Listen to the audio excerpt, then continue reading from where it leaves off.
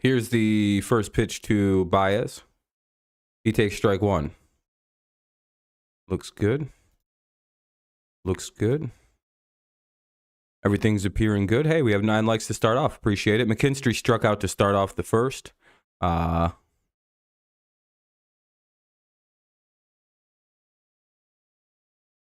right, there we go. Got that good. He's 1-1 now, Baez is. There's the audio.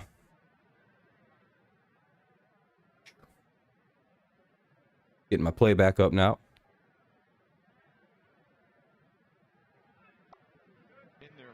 Ooh, bit of a pitcher's call there. It's 1-2. Baez had Detroit's lone RBI last night. Had 3 RBIs in the 10-inning win Monday night. Sorry, just loading everything up still. Getting it all up and moving. What's up, Kenny? Baez popped it out. Should be the second out of the inning, and it is. So, two away now. Here comes Riley Greene.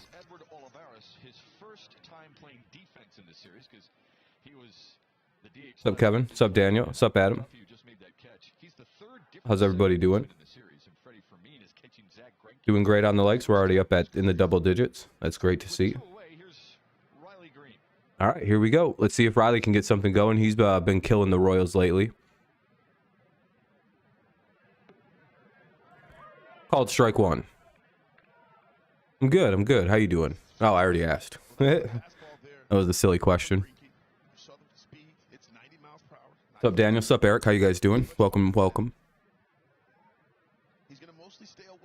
Here's the 0-1. Up high, ball one.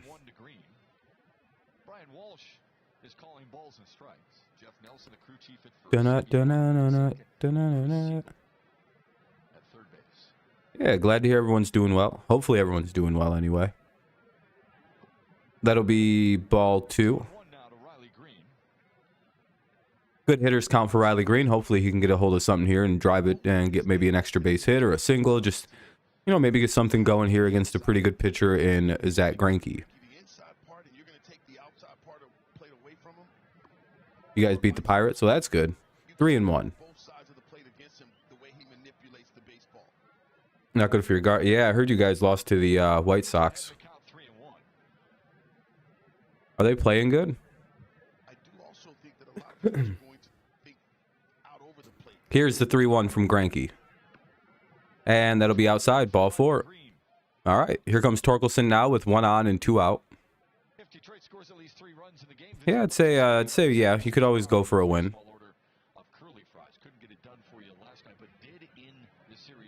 Let's just hope they can live up to it and get some shit done tonight. Oh.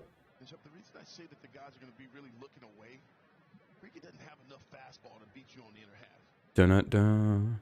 Torkelson steps up now, and let's see what the first pitch to him is going to be. Here's the right down the middle, strike 1. Yeah, at some point, I hope the Tigers start kind of keying off on the fact that Greinke's throwing the first pitch like right down the middle every time. Somebody in this lineup will key on that, I hope. Ball 1, just a bit low. 1-1 count for Torkelson.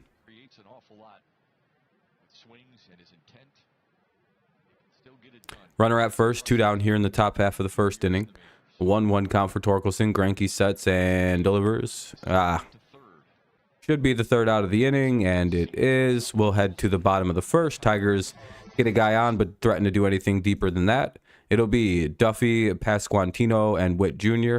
Duffy, Pasquantino, Witt Jr., then Prado, Olivares, Melendez, Berman, Bradley Jr., and Garcia. But, you know, obviously bottom of the first, so it'll be Duffy, Pasquantino, and Witt Jr.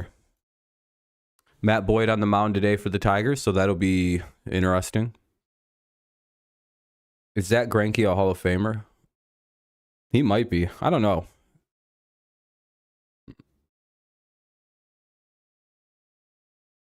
You're off tomorrow, then you guys play the Cardinals. Cardinals aren't... I don't know. I don't know what to think of the Cardinals. They're kind of streaky, right? So You could get a bad Cardinals team, but you could also run into the team that can score like 13 runs a game. So it's kind of like this weird kind of continuum for the Cardinals where it's kind of like they haven't really established an identity and you can still kind of beat on them, but they've also kind of turned it around somewhat. I don't know. Second pitch of the game today, Marcus Semien with a solo homer. Hey, that's a good start for a game, Adam. Hopefully the Tigers start, getting some homers or something. Excuse me. That'd be nice. You guys are one of the better hitting teams in baseball, I think, though, Adam. The Rangers. Alongside, like, the Rays. Anyway, we're just waiting for the bottom of the first to pop back on. Shouldn't be too long. It's been quite a break already. Unless something happened. Oh, here we go. Finally. The Rock has come back to Kansas City. Oh, I'm leaving. He'd leave immediately. All right, anyway, Duffy, Pasquantino, and Witt Jr. to lead it off. We'll see how it plays. Yeah, I'm probably just going to start calling him Witt. I don't think Witt Jr. is like a weird mouthful to say, and it doesn't like ring right. I'm going to just call him Witt. I didn't watch his dad play, so I don't feel like the need to say Jr.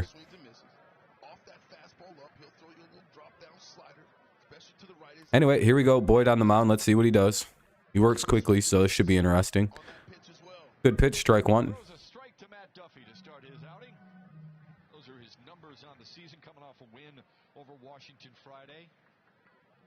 All right, not bad audio, too.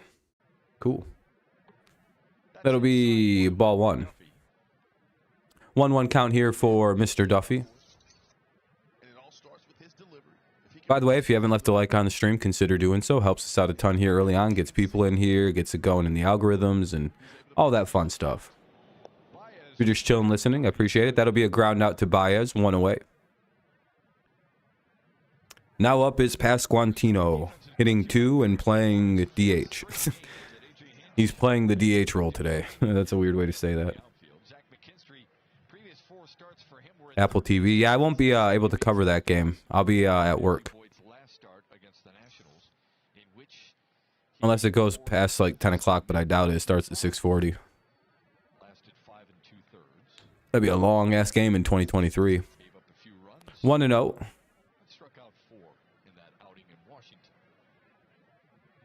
1-1.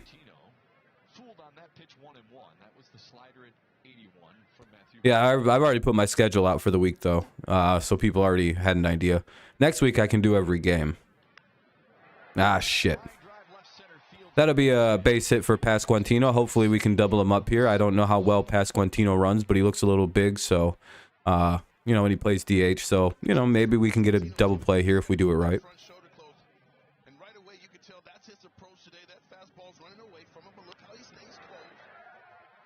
Yeah, it is what it is.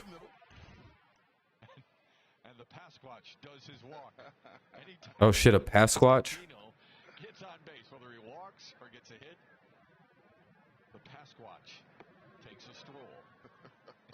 That'll be ball one, pretty far inside. Not really sure why they're working so hard inside on Bobby. Just work low and in. Here's Witt Jr. now. See, yeah, I don't know what to call this guy. Witt or Witt Jr. I don't know what sounds better. Yeesh, another one way inside. 2-0 for Bobby.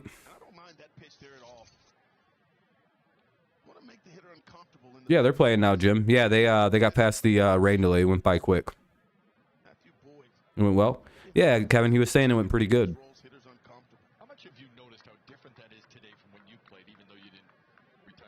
Gotta hope for a positive callback.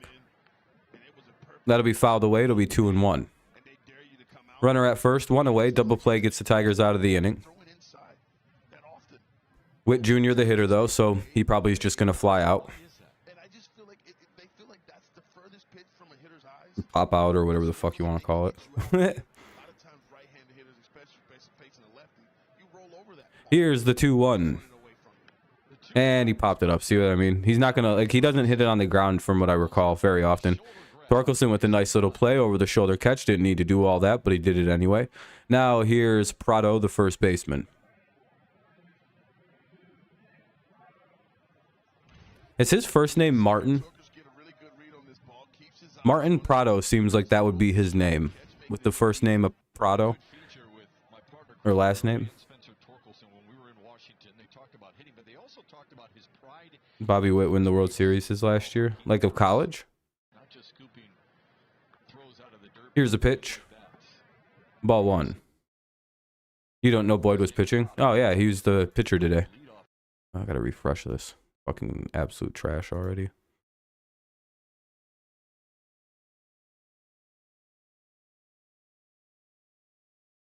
It's a 2-1 count. Or 1-0 anyway on this game. Here's the 1-0. 2-0. Oh, 1-1, I guess. That wasn't really a strike. This ump's got a weird strike zone. All right, I'm going to go over to Bally. Just going to be a little bit behind. Fuck that. Can't deal with that.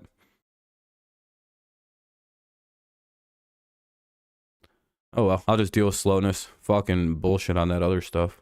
In fact, the Torkelson was asked by a young person, what position you play first base? Oh, then you must be able to hit because you don't play very good defense. That missed it. Ooh, 2-1. Man, this is so far behind. Oh, well. Other side's super lagged out. Nice. Do I like Matt Manning? Yeah, it'd be nice to see him come back. 2-2.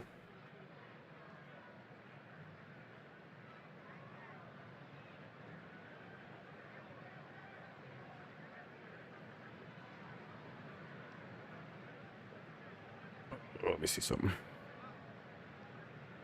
That works. Good inning for Matthew Boyd. All right, that's good.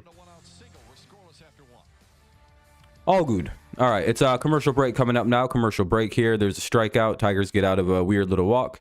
Top of the second coming up. It'll be Vierling, Baду, and Ibanez. Vierling, Badu, and Ibanez. Top half of the second coming up. 0-0 score. What the hell, dude? Why is this doing this? What's up, Phil? How you doing? Oh, let me see something. Is there an audio problem?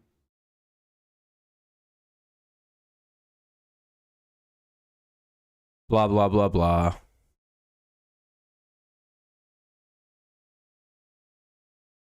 Nope, okay. I thought it was like really quiet or something. Like when I was trying to like mess with the audio. Or like it feels like it's really quiet. Is it really quiet? A URI? What's that? What is your favorite? I don't know if the word what works there. Like, do you mean like what position? Or do you mean who? Because that's like two different questions. My favorite position is closer. Upper respiratory infection. I've never heard it referred to as that before, I guess. I don't know why I didn't know it was called that. Well, I'm sorry. I hope you get better soon, man. Game should be back on in just a second. Bally Sports is just fucking garbage, and their app is really slow. But the illegal streaming site I was using is really laggy and glitchy today, so I'm not using it. I'd just rather be a couple pitches behind. All right, Zach Greinke back to work. Personality. In fact, AJ Hinch regaled us with a story from back in 2019 when he managed Greinke with the Astros. Astros were in Milwaukee. Greinke was on the base pass. Oh. He decides all right, anyway, it'll be strike one. Greinke gets thrown out. They had a power hitter at the plate. It was right in the middle of a tight game. And he gets thrown hopefully out. they can get something going against Greinke. He says, 10-10, Skip. Yeah, nah, fuck that. I can't do Bally Sports. It's too slow. I can't stand it.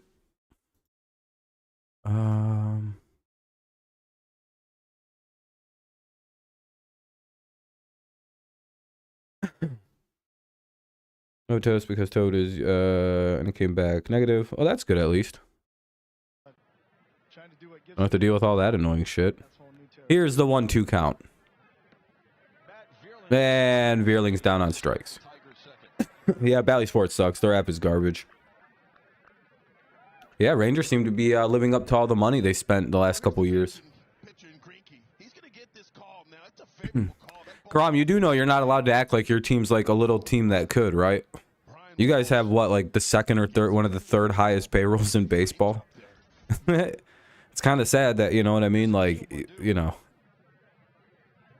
you act like it's like some like, I don't know how our little team does it. We have like 7 of the best players in baseball on our team. Yeah, that's what you guys should be doing. You should be winning a lot of series. You spend like what, 400 million on your payroll? Ah, shit, Badu just grounded out. Well, yeah. That'll be the second out of the inning. Now up is Ibanez. Yeah, I'm just messing around with you, Karam. I just like we're finally winning.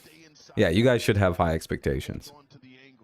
No, Rangers, who have like Seager, they've got Simeon, they've got multiple good pitchers in DeGrom and another guy.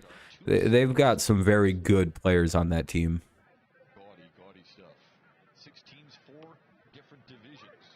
I'm probably even missing some. It's pretty exorbitant. 0-1, that'll be strike one here to Ibanez. He could use some strikes to get going here. 2 down here in the top half of the second. This inning's gone pretty quick. Ball 1 inside. Yeah, Evaldi as well.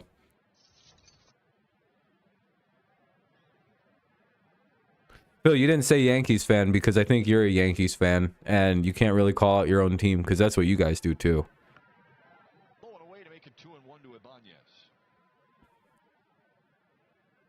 You're the team that tries to buy a World Series every year and can't seem to get the right pieces. 2-1. And well, that'll be it for Ibanez. We'll head to the bottom of the second. Tigers failed to do anything. They go quickly and quietly. 1, 2, 3. Olivares, Melendez, and Furman. Olivares, Melendez, and Furman. Bottom of the second, no score. What's up, Lions? Yeah, I was gonna say, wait a minute, Phil. You can't really be talking about teams spending money. Like, let me get. Wait, he's a Dodgers fan. It's like, Phil, I think your team's actually the one that's associated with doing that. The Dodgers can look people in the face and go, we have also the best farm, one of the best farm systems in baseball, and we home grew a lot of our talent. And they've also supplied the major leagues with really good like pro players when they leave the Dodgers too. So I don't know. The Dodgers, you really can't call a team that just buys its talent, in my opinion anyway. They draft extremely well. They develop well. They call guys up all the time, and those guys do well, so they trade off their veterans and get more good young stars. They build their team well. You don't win for as long as they have by just being a buy team. Like, you know, you'd have more stumbles like you see like with the Yankees, with like the Boston Red Sox, with teams like the Pod. Like you see more stumbles from the buy heavy teams. Yeah, I hope we can, Lions. We got to crack this guy. We've never really hit this dude very well. He always seems to pitch well versus Detroit teams, regardless of where he may be playing. Can't really recall too many games where it's like, oh yeah, we dominated Zach Greinke today. It's a commercial break, by the way, if you're wondering when the game will be on. You know, like a minute, if a minute.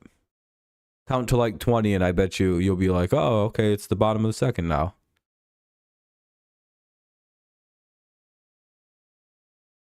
Oh, I hate not having MLB TV. Well, I have it, but I can't use it. Tigers host the White Sox this Saturday, May 27th in Comerica Park. The first 15,000 fans and me receive a Riley Greene coffee hat. For tickets, go to tigers.com/giveaway. Gotta have one. And you left your partner out. Yeah, we can beat him. Your dome looks good. Man. Edward Olivares. That'll be ball 1. For Kansas City here in the second. He'll followed by MJ Melendez and Freddie Fermin. Hopefully Boyd has a good start in him today. He had a good first inning. Let's see if he can live up to it again. Fouled away the pitch. It'll be 1-1.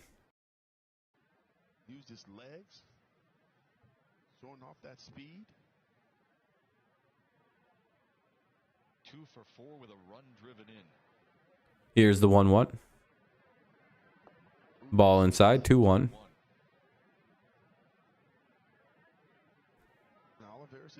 Dun-dun-dun-dun. Offense has to be better than it has been lately. We haven't been picking up big runs lately, and that's been a big problem. Swung on and missed. It's 2-2 to Olivares, who had a couple of hits last night for Kansas City and drove in a run. We already beat him once. I don't give a fuck. No, see, I understand in baseball, Karam, you don't need to win every game. That's foul back. like a retarded person's understanding of how baseball works. These two teams, Simo, they combined for 19 hits. 18 of them were singles. Anyway, 2-2. No, you don't. You just said I wanted to beat these guys real bad. Why would I? I don't give a fuck. They're a 15-win team. We're significantly, we're like 10 games ahead of them in the division based off losses. That'll be an out. Have to refresh it. It's super laggy and glitchy, like I said. I hate when people say dumb things and just back it up and then immediately retreat. It's very weak behavior, Karam.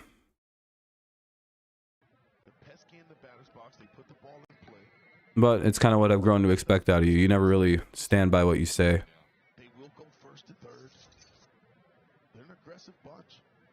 Anyway, 0-1. Ball one inside, 1-1.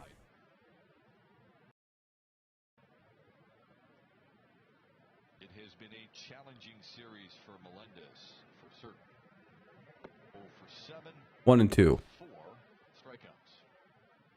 Yeah, he's having a tough time keeping that front side closed.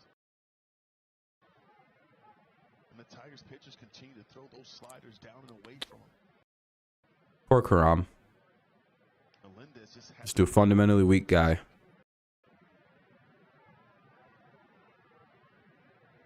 I'm going to talk shit. As soon as you push back on it at all, I'm going to cower. And they'll call strike 3.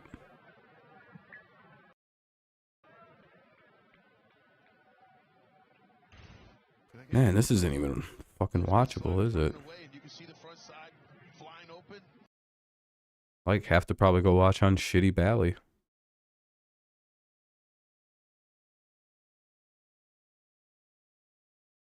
Yeah, it's unwatchable. It's just lagging now.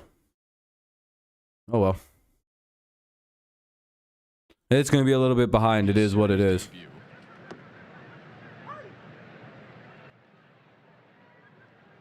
It's like up to 3 pitches slow on the Bally Sports app for this thing that's on the background. Because no one ever answers about audio, I have to readjust the audio now.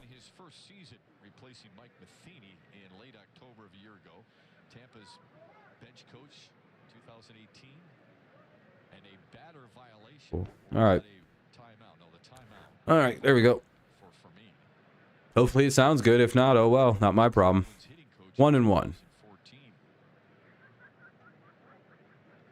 If no one ever says anything, I just assume it sounds perfect. 2-1.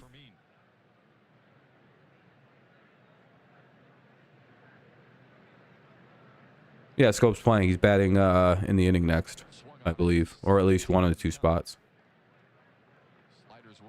2-2. Furman the hitter right now.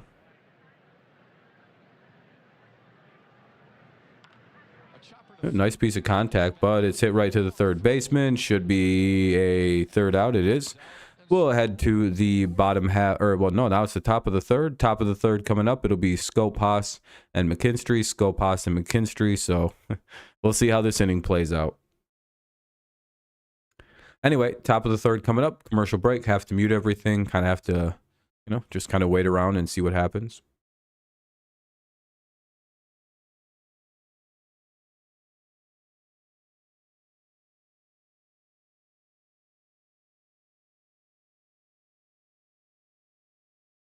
See what I mean about Karam, though?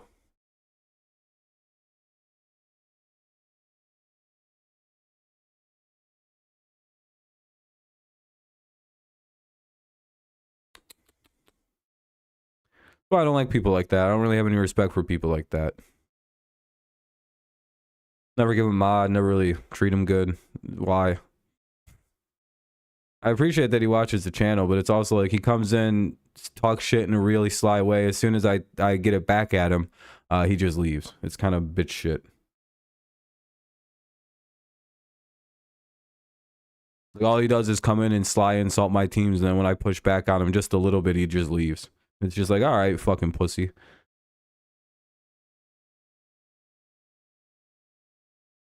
I'm indifferent. I don't give a fuck.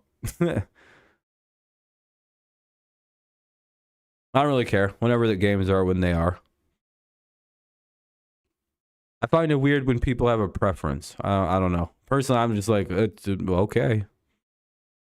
I guess day games could be a little bit more inconvenient for people, but, you know, there are night games to make up for that.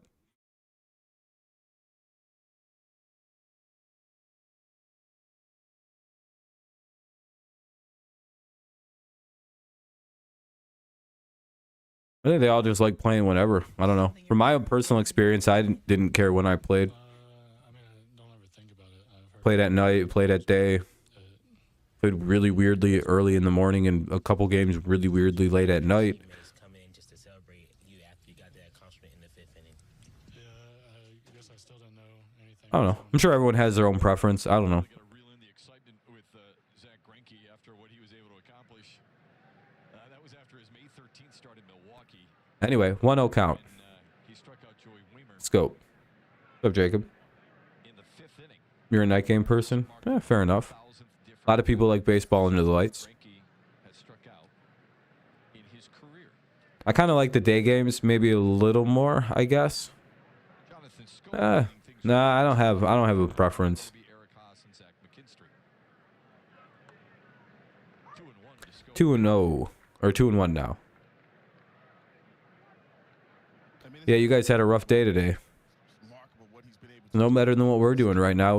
We can't even find a hit versus Greinke right now. So, man, Tigers are pitching well so far, but it, you know, hitting wise, it seems like we forgot our sticks at home. Quick stats, Simo. That's impressive company, isn't it? It truly is. You start when I think it's 2-2 though. Not really surprised though with Scope. He'll probably strike out this at bat. He's pretty much garbage. Really not sure why he's still on the team. Sure is. Fouled it away, 2-2. Foul ground and out of play. Yeah, agreed, Daniel. They're gonna draft a bunch of busts now. Just kidding. No, I'm not trying to be mean to Crown. I'm just fucking around. I just hate when people come in and talk shit then leave. Yeah, Greinke doesn't make many mistakes. He makes one right here. That's a hanging breaking ball. And you see the reaction of Jonathan Scope there. Yeah, Scope sucks. So wow, why do they always point out when he misses a hanging breaking ball? It's just like he misses every pitch. He sucks and he's out. Ah, what a surprise. Anyway, here comes a real hitter, Eric Haas. Starts for Detroit. Cardinals. Should be an alright series. Slow you down. He'll throw you Again, I was saying to somebody earlier, it kind of just depends on what Cardinals team shows up for you guys against you guys. Could be their really bad version, or it could be their hard to stop version. It kind of varies. brain job there. But for me, catcher for me to get the call. Ball one outside, bit low. Tell us about Greinke. He said old school. He reads and reacts. Not really. It's just like rookie stuff. So Attention to guys when that front shoulder's flying open. He's why is there some big shit? Is there something worth looking at? run that two-seamer in on you. Here's the 1-0, and that'll be 2-0. Falls behind Eric Haas 2-0. One away here in the top of the third. Haas, the number 9 hitter, is up, so we're almost back to the top of the order. Truly understanding how Tigers a little better second time through the order, so we'll see how this all plays as it goes along. you guessing. In there for a strike. Called strike 1. Better pitcher now, huh? Because he doesn't have his greatest stuff overpowering. I don't think it will. He's not, that ego's not in the way. He's not going to go. Unless both teams are just drastically terrible, they probably won't get drafted. We can turn fastballs around. You can turn. You can Ozuna stared Will Smith down. That's hilarious. I hope they fight. Ah, shit. Haas hits it on the ground over to third. Should be the third out, or well, the second out rather, and it is. 2 down now. Here is top of the order Zach McKinstry, who struck out in his first at bat. The way he attacks both left-handers and righties. Look at where he ranks among active pitchers right now. Game starts. This is his 520 But I was. career start. Innings pitched. Ground ball. Oh, well, that's not a big deal. It's they're Third and strikeouts and WAR. these are very non-mandatory OTAs. Better than that. Strike one. Starts McKinstry out for the curveball. A lot of guys don't show up for these. It's just, you know, This game again, it's like mainly like rookie stuff minutes. and like young players, rookies, quarterbacks will usually pop in. 1-1. 1-1. But established players, I wouldn't go unless I was getting like a contract boost or something, or I wanted to work out on team facility. 1-1. Tried to bunt his way Chose bunt. It'll be foul. It'll be 1-2. Not a bad idea there. By Hey, congratulations, Keith. We share a graduation class, though I'm in Take a look I have my master's degree this year. There's Garcia at third base, way off. I'm in 3 different graduating classes: 2011, 2016, and 2023. He gets that fair. He's easily reaching first base. Instead, he grounds to And I figure to be in 2026 or 2027. for the second straight inning. Go in order. Matthew Boyd will deal with the 8, 9, and 1 hitters in the Kansas City. Oh, so Tigers go down on another out, so that'll be the third out of the inning. Bottom of the third coming up, the Tigers have gone quickly and quietly through 3 straight. Greinke is throwing a no-hitter. A no-hitter by Zach Greinke is in progress. Repeat, that is a no-hitter. The Tigers cannot hit. It'll be Bradley Jr., Garcia, and Duffy. Bradley Jr., Garcia, and Duffy. No, I'm going to try to either get a PhD in creative writing or I'm going to go get a MFA. I'm not sure which one I'm going to do yet. Probably the creative writing MFA. I think that's the route. Field's fast. Yeah. You probably just make more money though. In your kind of field, that just sounds like a way to get more pay. For me, it's just what's the word I'm looking for? A stepping stone in my career. Like I have to get that to get to the next step. So I'm gonna have to go into post grad now. Like deeper post grad. Where only the deepest of the nerds go. Where only the uber nerds and dweebs and dingleberries and guys with asthma and people who can't breathe outside very good and, you know, kids who barely survived infancy are all hanging out. And geeks. I'm going to walk in there and be like, I'm still the coolest person here. And that's a bad thing. Whenever I know, if I walk into a space and I go, I'm the coolest guy in this room, I'm like, that's bad. We're a bunch of losers in here. Jackie Bradley Jr. leads things off for KC in the third. Then Michael Garcia and Matt Duffy. It's always when I know that's a problem. If I can ever walk into a room and go, I got the most edge in here, this is a problem. Matthew Boyd has looked sharp. Unless there's a secret Nazi. They called that a ball for whatever reason. Faced the minimum I'm trying to be a college professor. and ended up getting his third. Yeah, professor, not a teacher. I'm not into that. Starts Bradley out 2-0 though. Maybe at a private school where I could be a fucking complete jackass. 2-0. But I wouldn't want to get a teaching certificate, so I'm not interested in that. I don't need a teaching certificate with the degrees I'm going to get to teach at the college level. They'll just hire me. I'll be like, let's go. He pitches ahead. His slider has better movement. 2-1. He can reshape it against these righties and lefties to get more movement on it. Bradley Jr., the hitter. That'll be 2-2. Quickly, it's even now. Fastball really does run into the left-handed hitter, which will open up that outside part of the plate for himself, and you'll see him drop down a little bit with his slider. I'm also one of 3 guys that were in the I think in my major. Are able to adjust, or if they're able to pick up on that. Like there was me, this other guy, and this other guy, and I guess another guy, but still kind of looked like a chick because they were in the middle of a, you know, becoming a chick or becoming a guy. And there was another one. So there's about 5. There's about 5 of us guys. I was like, this is gonna be a good time for me. 2 on the way to be guys and 3 full-on guys. They were still like doing some stuff, you know. Hey, Jody.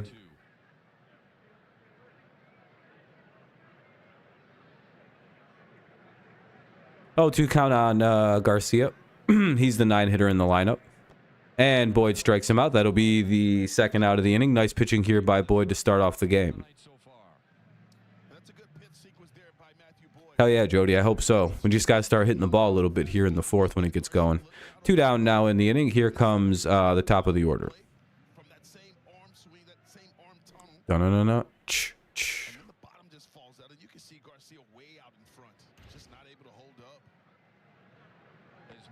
Ball, strike 1.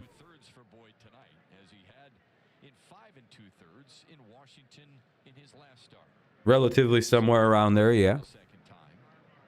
Yeah, I'm not moving. I'll only be moving next when I move to wherever my new college will be. And that'll be 1, 2, 3, go the Royals. We'll head to the bottom of the, or well, rather, top of the 4th coming up, top 4 coming up. It'll be 2, 3, and 4 for the Tigers. Baez, Greene, and Torkelson. Baez, Greene, and Torkelson. We'll see how the inning plays.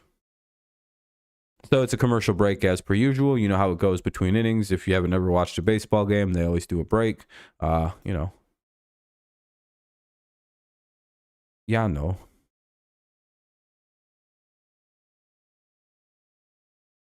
But yeah, I don't know.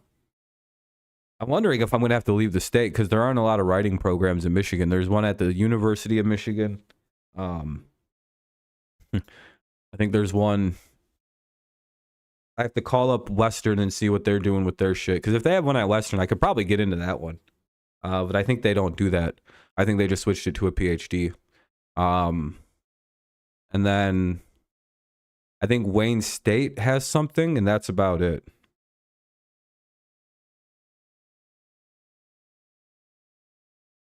So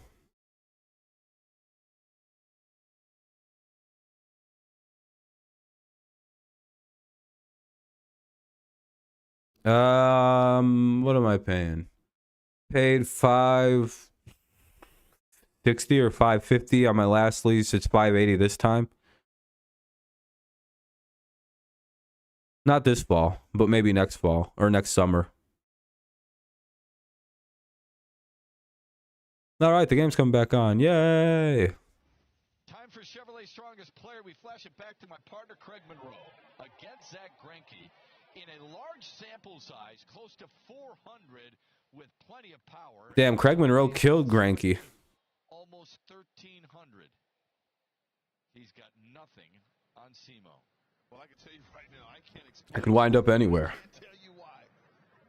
I don't know, Kenny. I'd have to look. I don't think so. I don't remember seeing anything for MFA programs. Tigers could use some of that flair here tonight.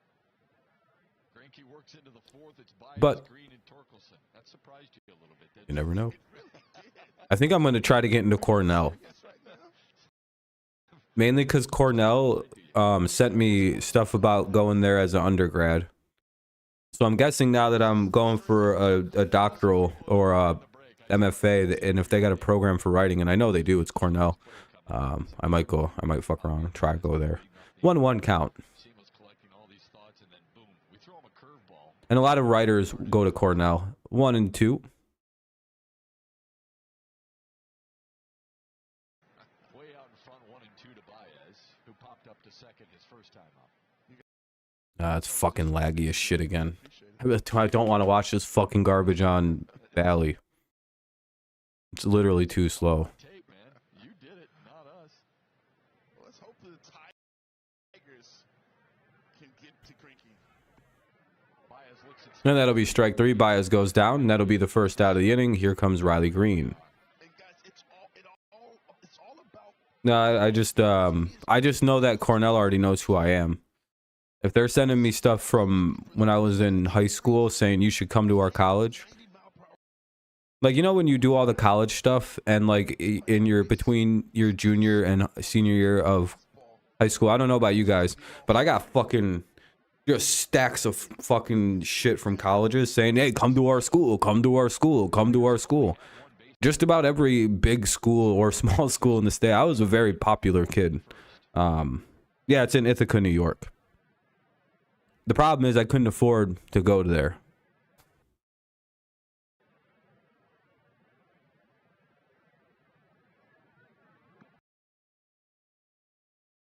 That'll be one. Oh my god, dude, this is so laggy. Oh well, just gonna have to deal with Bally. It is what it is. God awful, fucking slow as shit. 2-1.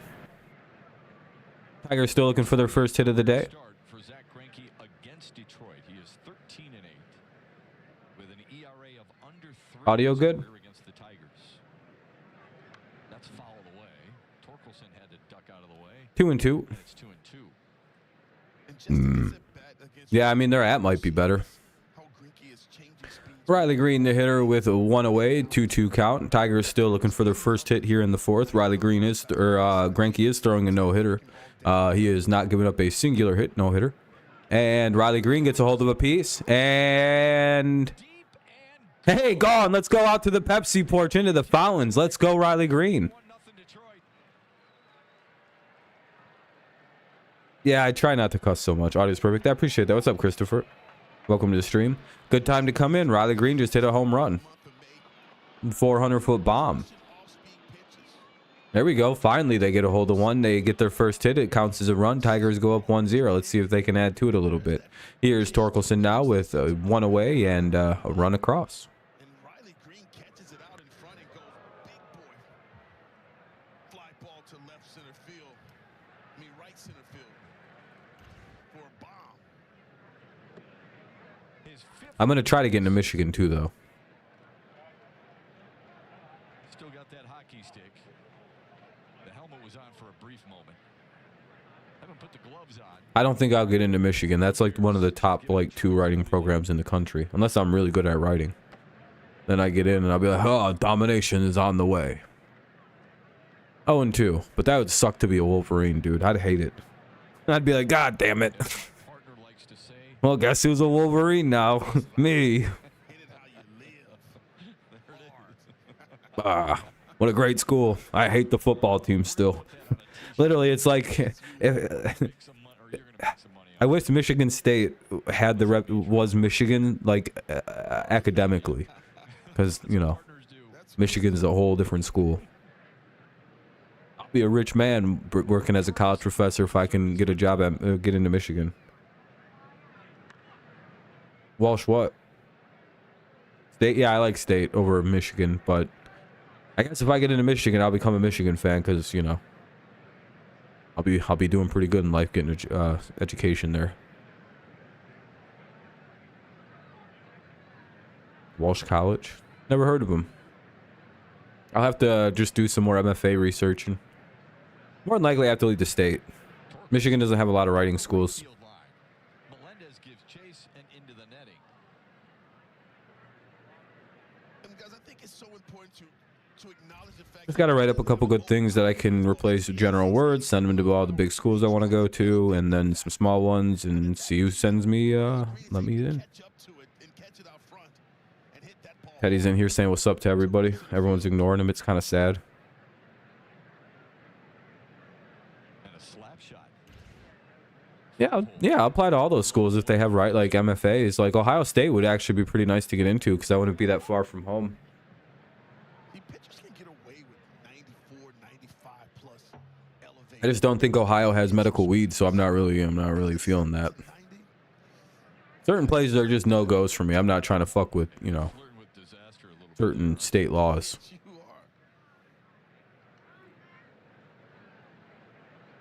are. Ideally, I'd go to a Colorado school.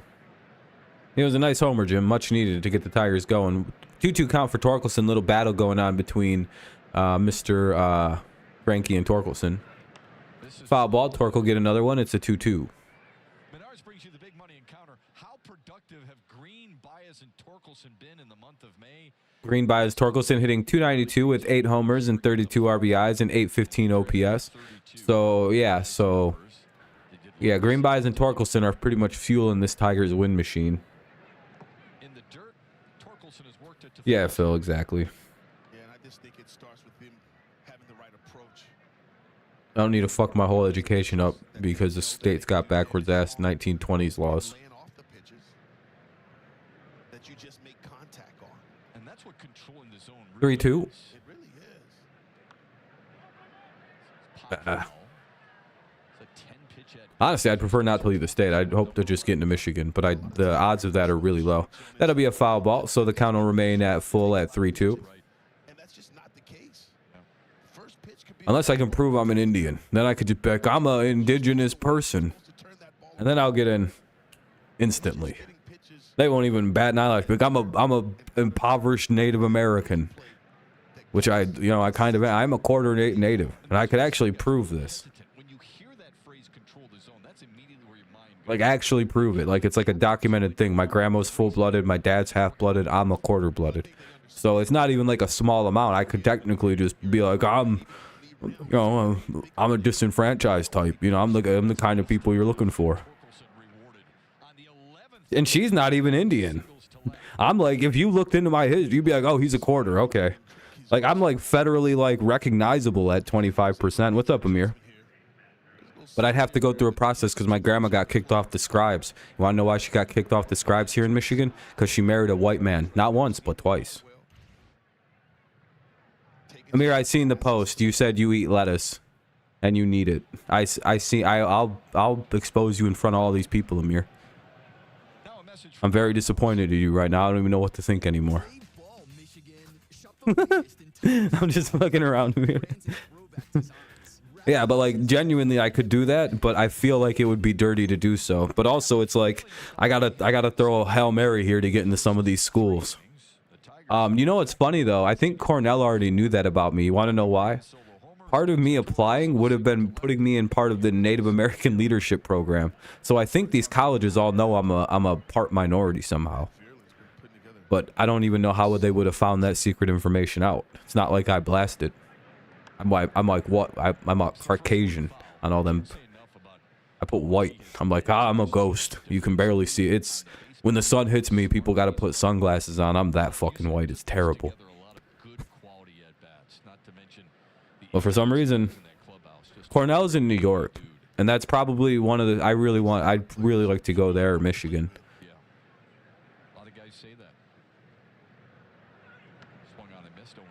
But the odds of me getting into those schools are very, very low, unless I play the Native American card, which I might do. I might do that. And then write about how hard it's been to be accepted by the white man, and to find it looking like I do, and find the acceptance from the natives who don't accept me either because of my grandma's sins in the past. That'll be a foul ball. It'll remain 0-2.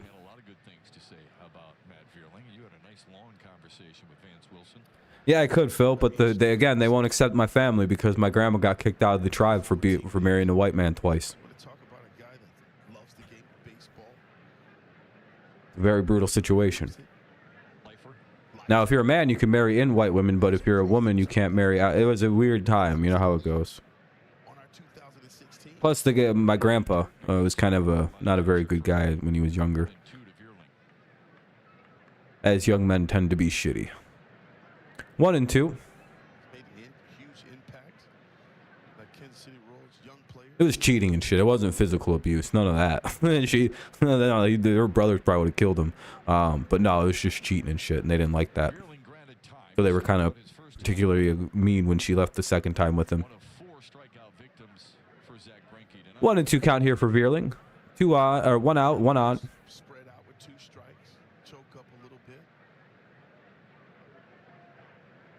Here's the pitch.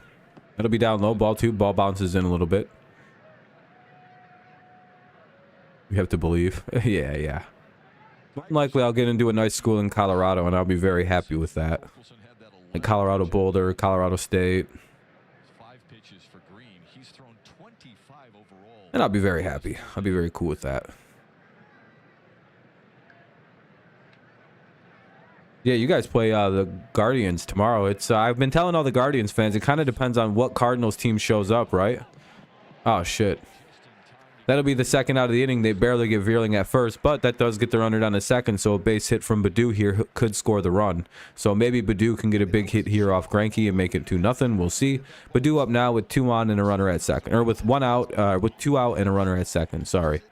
Blah. What's up, Max? Looks like he might have gotten the You speed. played them Friday? Yeah, that's what Jacob and Eric were saying earlier. Or Brett, I think. That you guys start a series this weekend. Oh, did they get him? Yeah, they got him. Getting me closer than that. Welcome back, Jim. Zakil Badu, who's grounded out his first time up.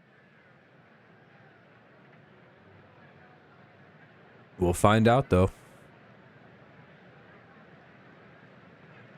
Reaches out down the left field line. That's dropping, and that's foul. Foul ball. Yeah, right off. What I found out, though, a lot of MFA programs that schools offer are usually really fully funded. Like, I think the one at Michigan, you pay $0 when you're in. Like, it's free. Not, like, free, but it's, like, paid for. Because there's, like, grants and like, fellowships and all kinds of things they offer to, like, for the student to not have to pay. So you can just focus on writing and being, like, obtaining these, Badu inside. because normally they want you writing, like a manuscripts, books, things of that nature. Studying certain things. But a lot of those programs are usually paid for by endowments. Zakil Badu 321 with runners in scoring position. Yeah, exactly, Amir. You guys are super streaky and inconsistent, which is crazy. What's up, Flame? How's it going, man? Welcome to the stream. Ah, shit, Badu got out. Garcia's got it in foul ground. Well, the Tigers strand a man, but they do get a run across the inning on the Riley Greene solo homer. Tigers up 1-0 heading into the bottom of the fourth. It'll be Pasquantino, Witt Jr., and Prado, 2, 3, and 4. Pasquantino, Witt, and Prado. Bottom of the fourth. Tigers lead 1-0. Ooh, not good game for the Cards.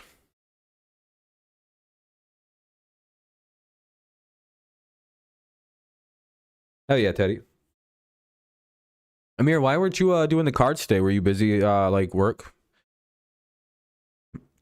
How are we doing on likes? What, we got, like, 13, 14? We'll see. And... Hey, 26. That blew the shit out of what I thought it would be. I forgot to do the ad suitability thing. I appreciate that, everybody. Thank you very kindly. We broke the we destroyed the like goal, so I appreciate that. We're sitting at 26, which is great. If you haven't done so, consider dropping one. I appreciate that if you can. If you already, I think most of you guys already have, actually. Yeah, I appreciate you. You just decided to chill. Fair enough. I mean, you guys, the NBA playoffs are coming to an end. You've been doing twofers. And, hey, you kind of, you chose a good game to avoid doing. Good call. You would have probably quit anyway by now. I was going to say, me and Kevin came to the same understanding at the exact same time of, actually, maybe it was a good thing you avoided this one. Seems like quite the, come on, game, come back on. What's up, Floppy? What a name. Oh, it's Flappy. I thought your name said Floppy. My apologies. Yeah, you taught the live chat where it keeps like having problems. Yeah, I would just 28. There we go. Not Cards will win all 3 games easy. We'll see. Like 100.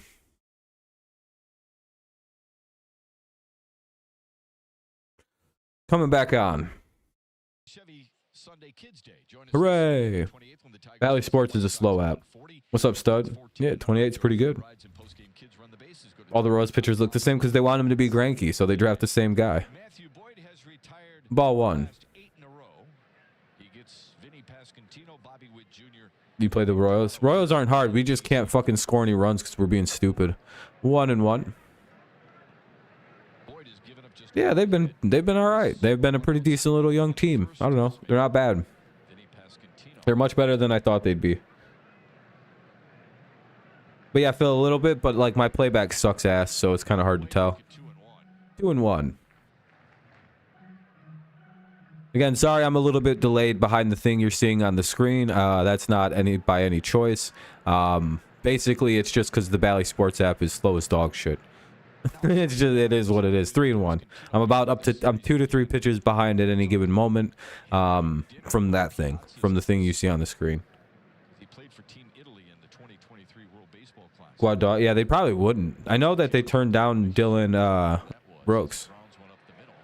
Hey, good play up the middle by Baez. That'll be, they get past Guantino. Thank God he's not very fast. Baez with the freak play up the middle. As Max would say, the Tigers defense is unreal sometimes. Some of these incredible plays, he knocks this ball down right up the middle. Browns and Jets, yeah. I think the AFC North and AFC East will be your best divisions in the AFC. And a nice stretch there, like you said, by Torkelson to finish that play off. Thought that was headed for right center field. Instead, Baez shows off his range. Yeah, Jacob's excited. Bobby Witt Jr. And he takes strike one. Strike one to Bobby.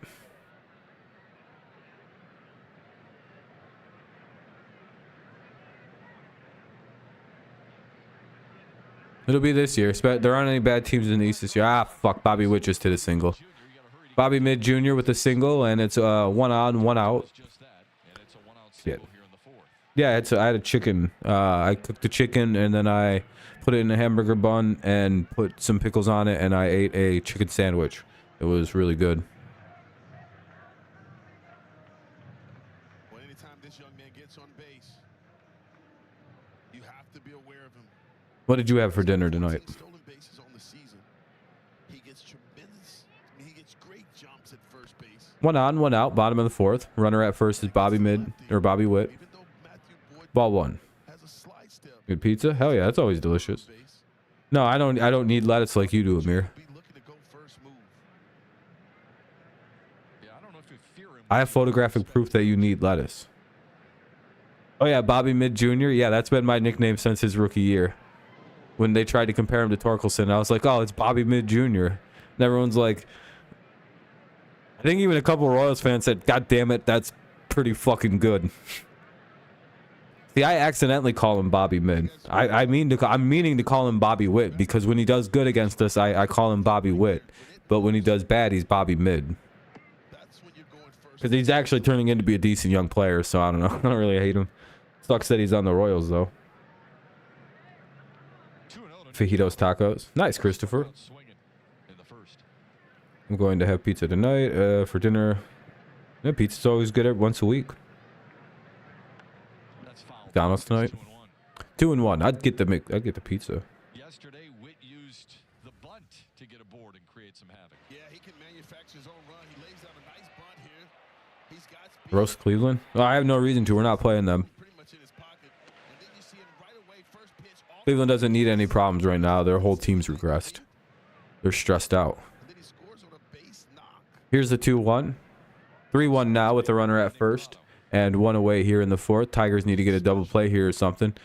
Probably not the easiest situation to try to flip here with Now remember, that was when it was Bobby Witt at first. Tigers scored in the fifth to make it 3-1 count. And then Witt did that to reclaim a 3-run lead for Full count now, full, as the foul ball happens. I have no idea why Chapman. I think everyone thought the Royals were going to be a little better than they have been. Frozen pizza for you, Kenny? Hell yeah. Kenny's a big Gaddis fan. Interesting. Approaching the batter's box. Really like the way he BBQ pulled pork sandwiches with deviled eggs.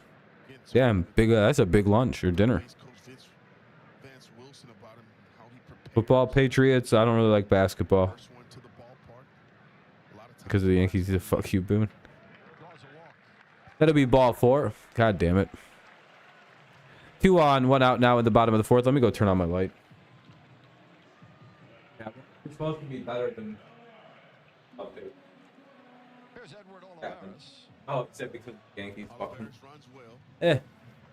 Better teams that he could have signed with to fuck the Yankees. Usually they just sign with like Boston or like the Blue Jays or something. On the base. Or the Rays. One away. All right, Boyd, you're going to have to pitch out of this. Olivares is up now with 2 on and 1 out in the bottom of the fourth. Tigers holding on to a slim 1-0 lead. Shoot up this season at MLBshop.com. Check out the largest selection Royals can't do it. Yeah, I agree with that. T-shirts, collectibles, and more. 228. Damn, that's a big guy. At MLBshop.com. You could do some damage with that frame. So Yeah, I guess you got to eat. Because the Lions just want to keep playing.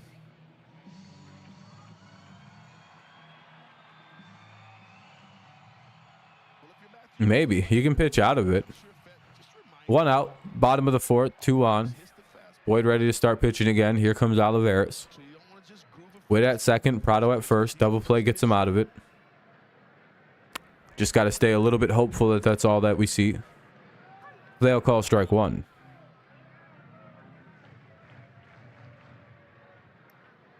Favorite Tiger right now? Cabrera, then Lang probably. Nervous for the Heat? Why, you big Heat fan, Flappy? Mike Zunino had a home run the other day, I heard. Killed it. Fouled it away. It'll be 0-2. Good start to this at-bat here for Boyd. Hopefully he can finish him off. Ivan Lowe. He can go fastball low, or he can go slider down and in. Yeah, I would say that's got to be one of the most random home runs almost in league history, because he just doesn't hit, then all of a sudden he hits a home run. That's hilarious. Manning, Scooball, Mize. Yeah, I'd like to get our boys back. It'd be nice. Be real nice. It'll be a foul ball, so now it's 0-2. Or, well, it'll remain 0-2, I think.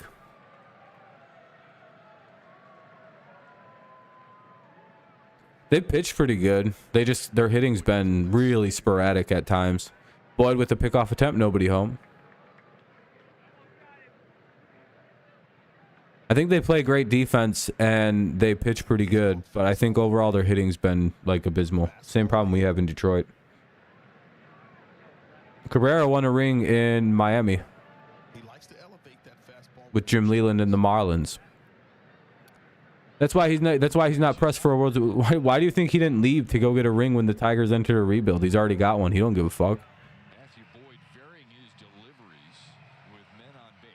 Little secret also about baseball players. Most professional baseball players not from the United States care more about the World Baseball Classic titles than they do about winning a World Series title in the MLB.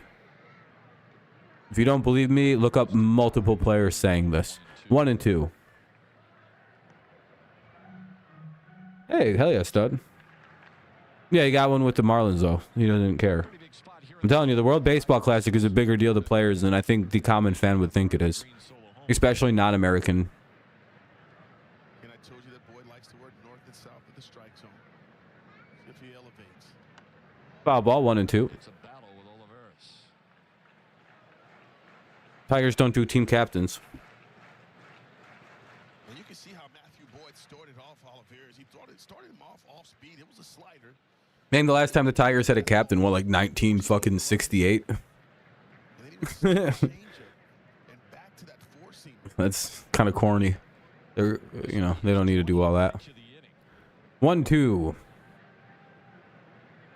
And that hit him. What? Oh, well, here comes a bunch of runs. Boyd's about to throw a shit pitch and give up 4 runs somehow. Here comes Melendez. Oh, yeah, it does. Okay, I didn't notice it did that. Well, here we go. Yeah, Lions plan, I agree. I don't know why we signed this guy. Anyway, Boyd's up now. Or, well, who's up now? Melendez is up with the bases full and 1 away.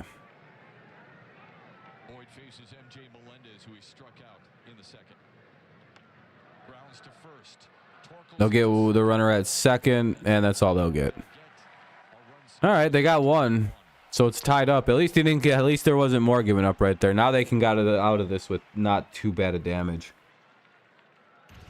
If he can pitch out of this, then not so bad. But if he gives up, I mean, only giving up 2 with 1 out and the bases loaded isn't bad. But it really can't be more than 1 or 2 runs. Yeah, that's basically it, Lions plan. I'm not angry with Boyd because I know why he's here. Like, if everybody's healthy, we don't sign him. You know, it is what it is. And I'm happy to see him, like, he's out here trying at least.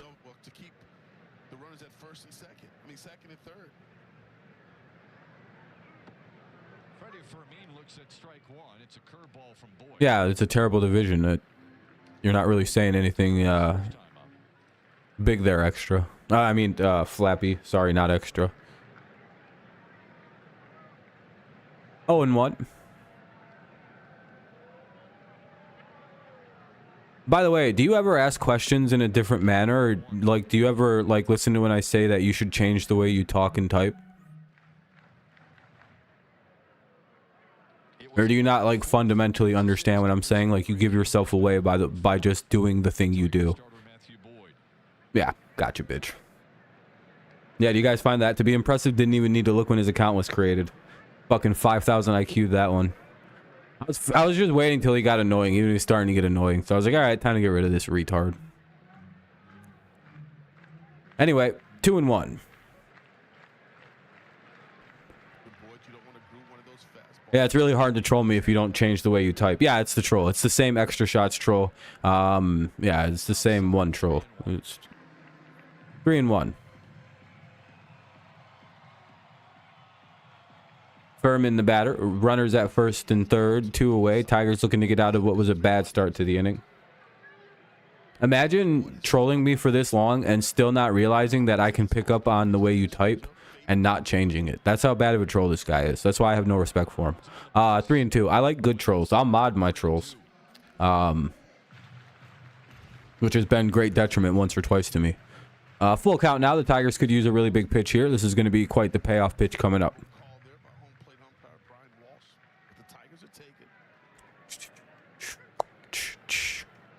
They can give up just one with the bases loaded. Hey, that's not so bad. Boy pitched out of what was a pretty rough inning here. Here's the full count. Hey, struck his ass out. All right, good job by Boyd. Pitched out of a mini jam that he got himself into. All right, we'll head to the bottom or top of the 5th. Maybe the Tigers can get the run back, or maybe. It'll be Ibanez, Scope, and Haas. Ibanez, Scope, and Haas due up in the top of the 5th. It's a 1-1 game. Commercial break like usual. Yeah, the Tigers just, yeah. Screwball should be facing hitters pretty soon. He had he had his 8th throwing outing, and it went really well again with no hitches or no setbacks or anything like that. So it kind of sounds like Turnbull will be back, or not Turnbull, but Tarek Screwball is well on pace to be back when they thought he would be. If not, maybe a little bit ahead of time, which is pretty sweet. I'm telling you, if you guys haven't seen have you guys seen Tarek Screwball lately? This man has doubled in size. It's pretty sweet to see. He's bulked way out, and he's looking a lot healthier. No, I don't care about that guy. I feel like I never hear about him on the Twins. You know what I mean? Like, for as much as I heard about him when he was on the Astros and how big he seemed on the Astros, he seems to have just vanished in Minnesota. I don't know. At least Baez is cool.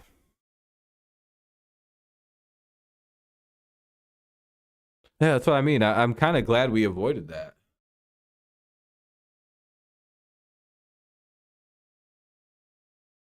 Like, that foot injury's been just like this hanging gremlin over his career for most of it. You know what's funny? Foot injuries are the worst because they'll just end careers. So it'll just be like, oh, you have a new foot injury? Your career is now finished. Look at LeBron. What's up, Devo? You guys lost to Phillies? Ooh. Damn, who's your team again?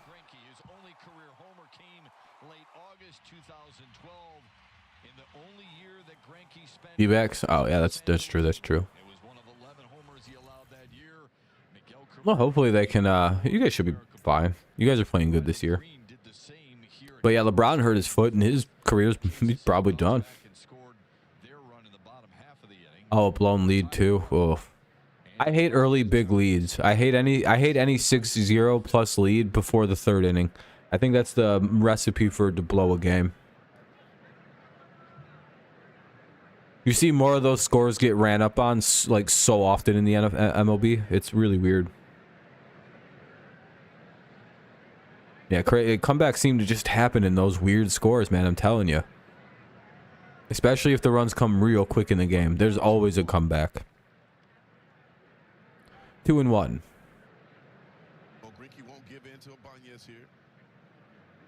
The hitter's count. He likes to throw his off-speed pitch. Greinke throws a strike. It'll be foul ball. 2-2. Still 28-21. Not too bad. We can. Yeah, you guys are having a great season, actually. Yeah, Karam, 100%. I agree with you on that. As we play in the fifth. Now Greene has Ibanez set up for that. Sorry for attacking you earlier. I don't know why I was being so aggressive about that. full count. I must have been in a bad mood when the stream began. Yeah, hopefully, D-Bell. We'll see. We're a little young, a little too inconsistent. And fuck, Ibanez just flew out. Well, popped out in foul territory. And Pasquantino with the little basket running catch. And that's 2 down, or 1 down. Now up is Scope, so this will be his second out in the inning. We're not big Scope fans on this channel. We want him gone. You know what? The Royals got Miguel Cabrera. They brought in this kid and he coughed on Miggy and they went, "That's an AIDS cough." And everyone's like, "What the fuck?" And the Royals were like, "Did you get it?" And it was like, ugh. Yeah, I hate blown leads. It's the worst feeling. You just get angrier and angrier as the score chips away. Like, come on, guys, get your shit. Come on.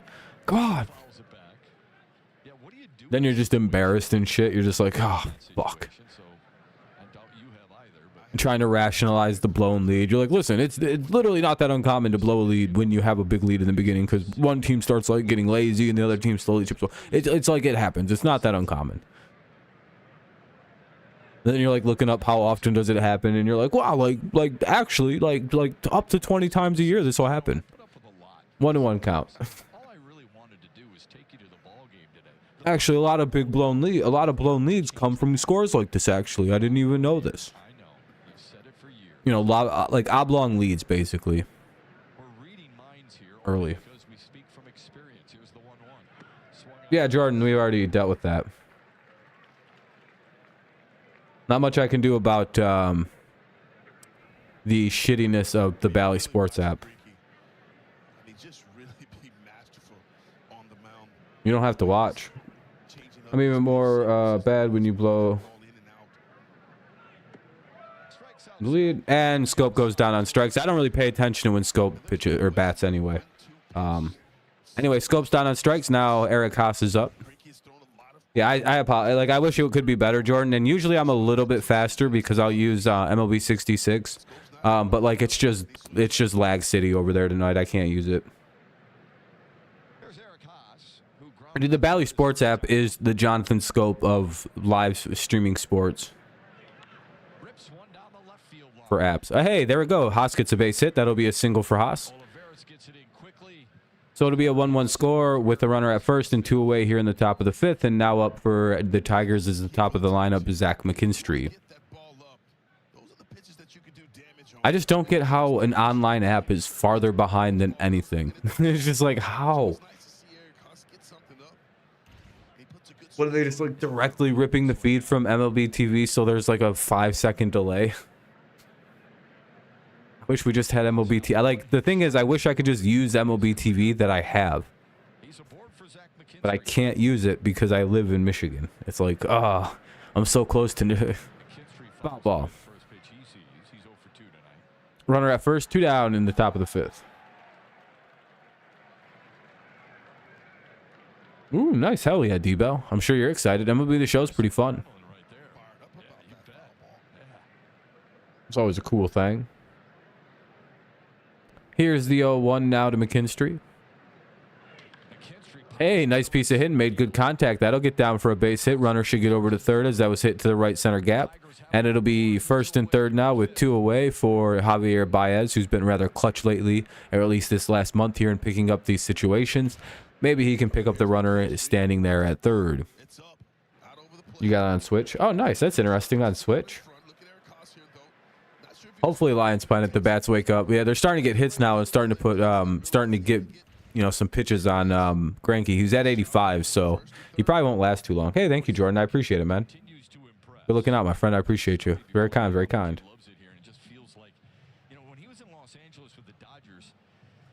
So, runners at the corners, 2 down, top 5, 1-1.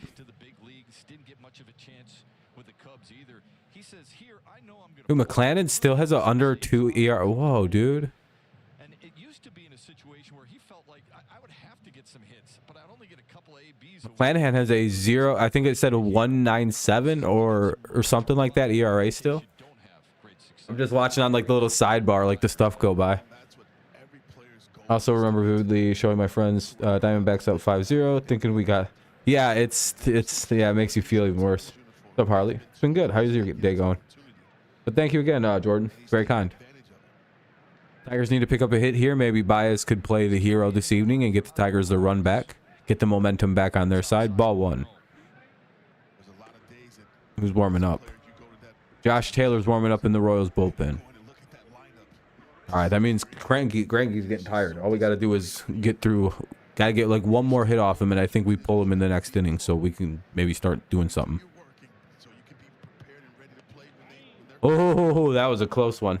Greinke almost picked almost got McKinstry at first. Oh, I know, Zachy. That was a good one. That was a really good one. 1-0 count, runners at the corners with 2 away.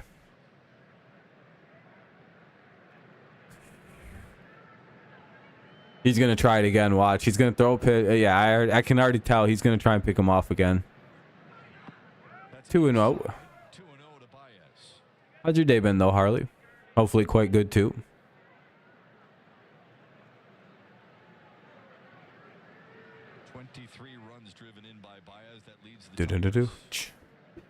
Baez has 23 ribbies. So Baez leads the team with 23 RBIs this year. He's looking. Oh, they almost got his ass again.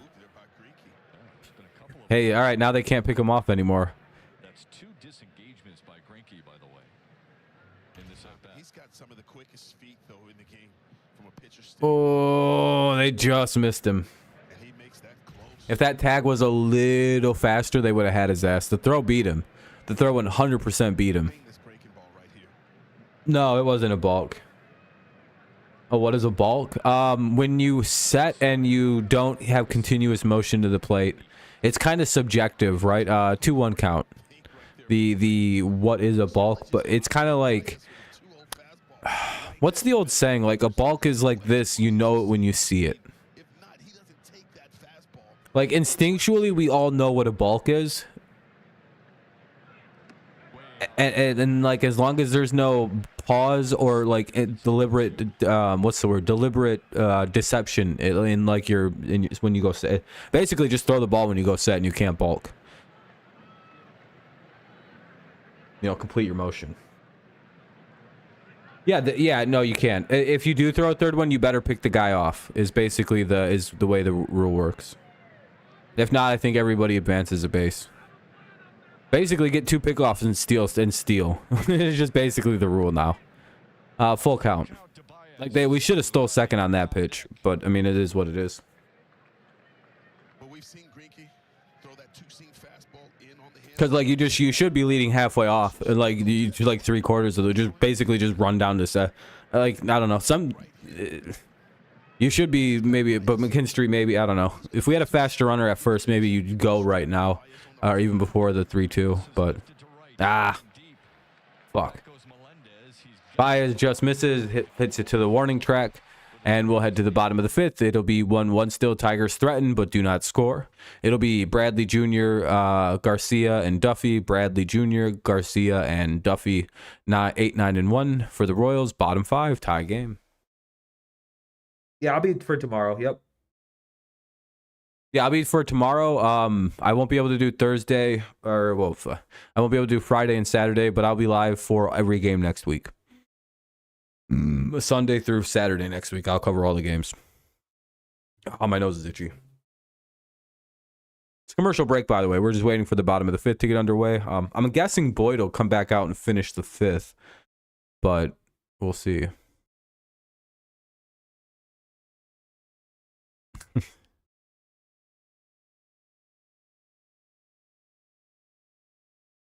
Lions could win 11, 10 to 12 games. So I'm guessing they're a ceiling. They should be in the 10 to 12 win range. Should be favorites to win the division unless you're kind of feeling Minnesota still. But they're probably going to lose Cook. So no, I just go back to my normal schedule working in the mornings. I got a job to work in the morning. I don't really like working at nighttime. I'm not really much of a night worker or person. I can have a real pissy attitude at nighttime, but like right away when I wake up, I'm in a really good mood for the first, like, you know, I get kind of shitty attitude after like 6 o'clock. I'm a right away in the day person. Like after about 20 minutes of waking up, I'm perfect.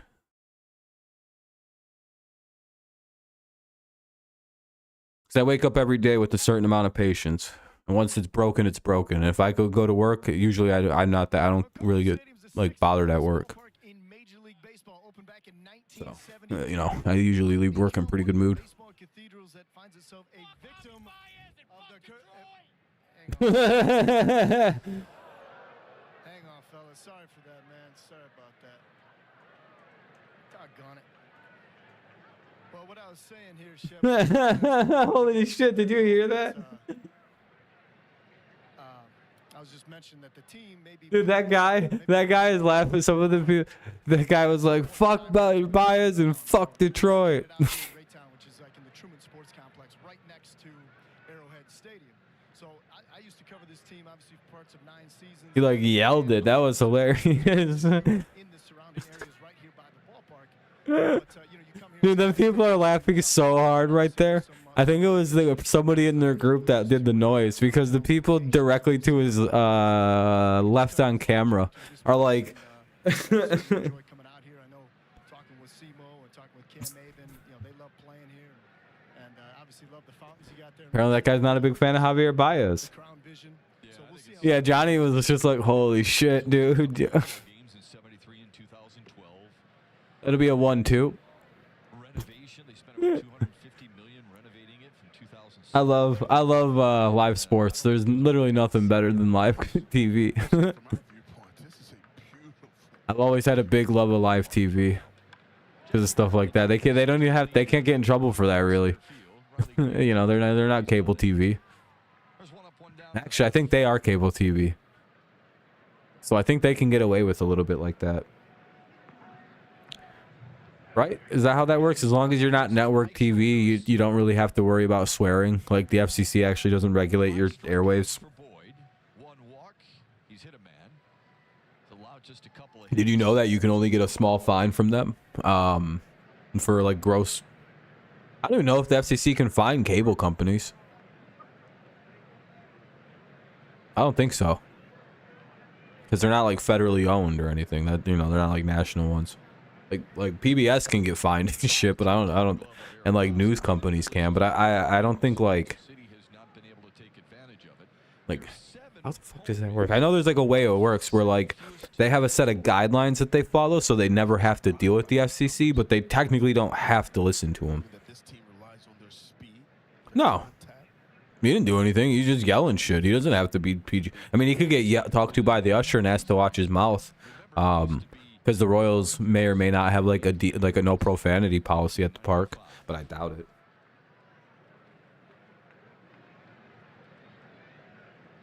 The 1-2 outside. He didn't do anything. If anything, they'll just ask him not to swear, and you know, if he does it again, they might have to ask him to leave. Make no mistake about it, Matthew Boyd. That's the only thing I can imagine if Kauffman Stadium has like a decency policy or something. This is fouled away. But I kind of doubt it. Kansas City, girl.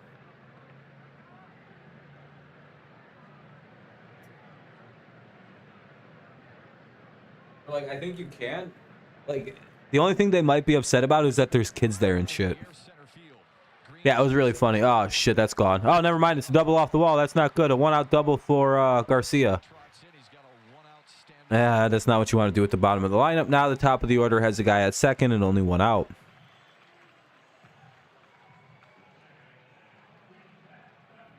That's what I mean, Lions. They might have some kind of rules where you can't swear around kids and stuff. You might get yelled at. We talk about staying out of the middle of the plate. When you get that ball over the heart of the plate, that's what the hitters are able to do some damage. That ball's hit hard to center. America don't have any real rules. Does a great job. America's a fucking war zone. I hate that. I love that place. I love going there because it's just like you can kind of just sit wherever unless the people show up, and then you just move a couple seats down. Like, oh, I didn't know I was in your seat. Sorry, I thought these were mine. And then you just slide down too. And you kind of just keep doing that until you realize the jig is up and everybody's coming. Then you just got to bounce out, go to a new section, and find some new seats. He's hitting over 300. Because the ushers don't really care. Hits to the pull side. As long as you don't take somebody's seat and then they show up and you don't give it back, then, you know, no one cares where you sit. Look for Boyd to try to continue to crowd him with fastballs in and that slider inside. It's never even awkward. People just go, hey, those are our seats. Oh, okay, bye. Oh, all right, we'll get up and move. Sorry. I already have NBA 2K23. I'm going to the show. Need FIFA and WWE 2K. I'm so bummed that Madden isn't available on the Switch. Yeah, it's kind of... Is that the only console you have, Debo? Yeah, that was stupid, Lions plan. That was creepy, too. 1-2 count now on Duffy, the second baseman.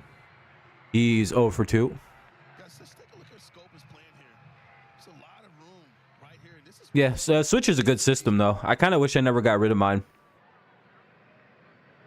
sees Torkelson inching over there to hopefully. It is what it is. I could buy a new one. I save up for it now that I'm working again. Kind of want to play Tears of the Kingdom. That seems like a good game.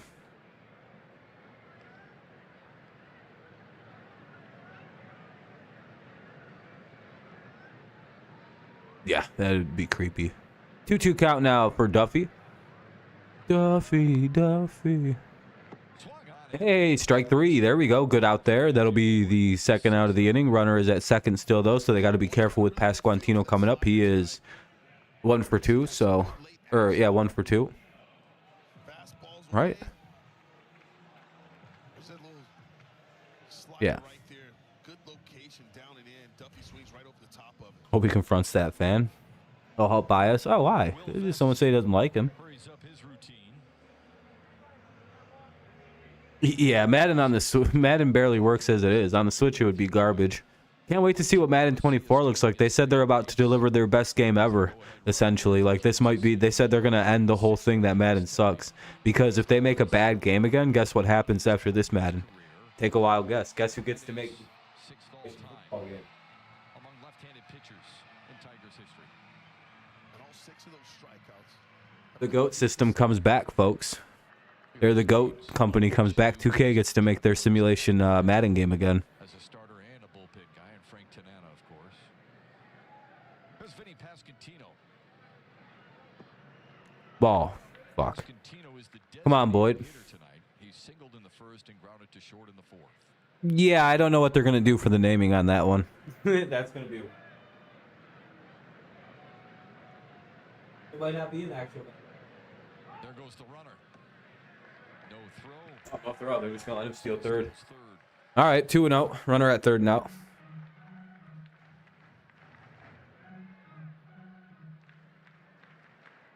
Yeah, Garcia was just... Matthew Boyd just never looked back at him. So runner at third now with the 2-0 count. To third base. Heads up base running. Here's the 2-0. 2-0. 3-0. Pasquantino. This isn't good. Boyd looks like he's lost it. Should he get on base? Bobby Witt Jr. awaits his opportunity. Well, given that Pasquantino has a lot of power, I wouldn't be surprised if he's swinging 3-0.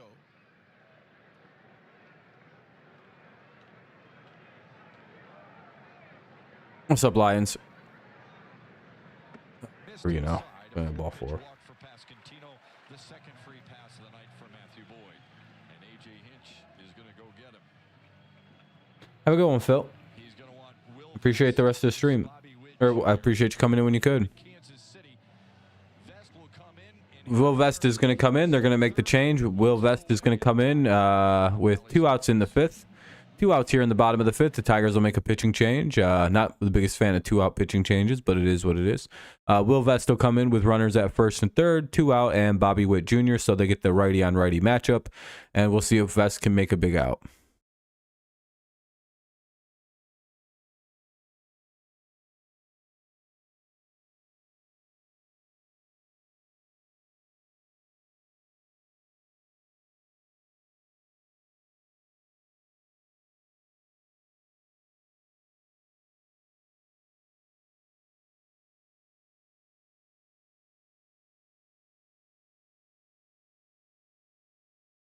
Madden 50, but we'll wait till 2050. Yeah, or like you know, I don't know. Madden 25 probably just might not happen, because if 2K can make a game in 2025, then I think Madden might take the year off. Yeah, I already heard what he said. I think he said, yeah. Yeah, I know what the fan said, yeah.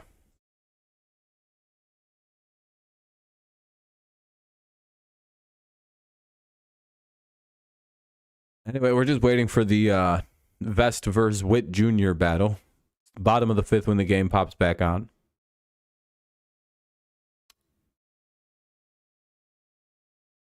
Witt is 1 for 2 with the run scored. Your summer starts here. That's what that lady in the commercial sounded like. All right, let's see if Vest can get a big out. They call Vest the inherited runner's king. Dude, that's what they call him. Like even back when he was like 1 year old, they'd put him on a mound at his older brother's 22U AAA games, is what they called him, and he'd come out and he'd strike out AAA hitters. Not even lying. As a baby.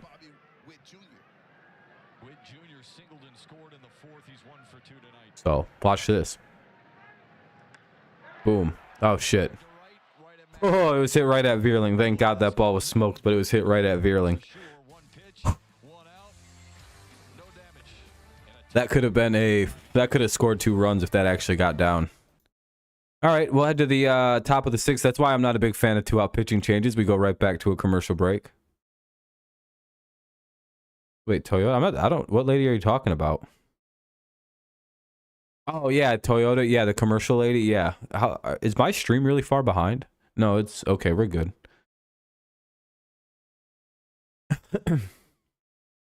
I got what you're saying now.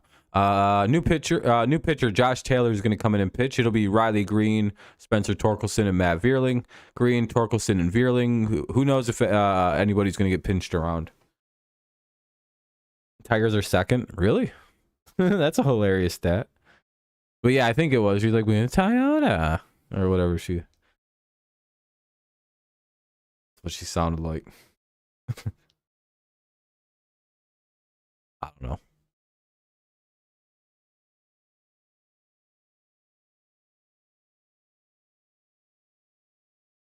I don't know. Let me check something here. I'm curious about the volume of the mic.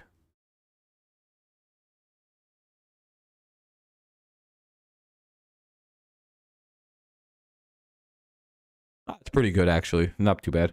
Do you guys think I should turn the mic volume up a little bit, or do you think it's fine? I think it's good.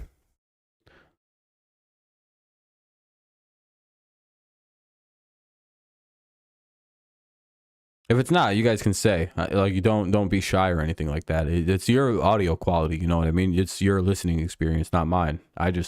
Sounds good to me because I have terrible hearing. So I adjust everything on full volume.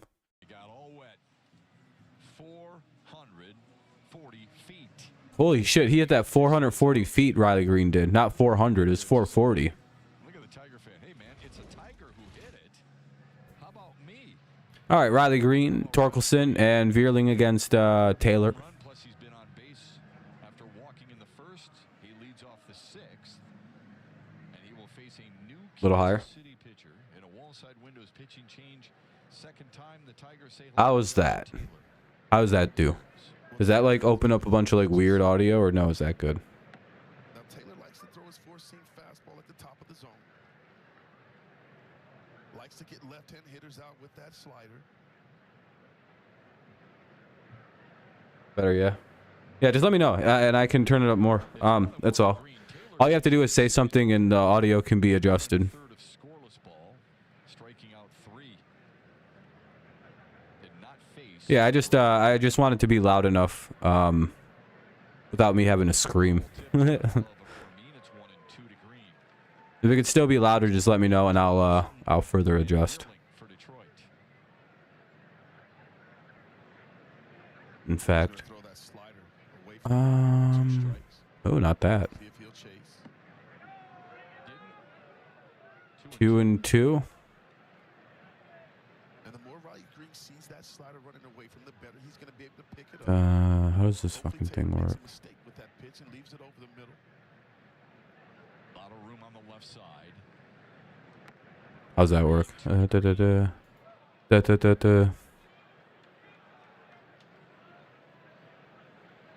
All right, hopefully that's a little better.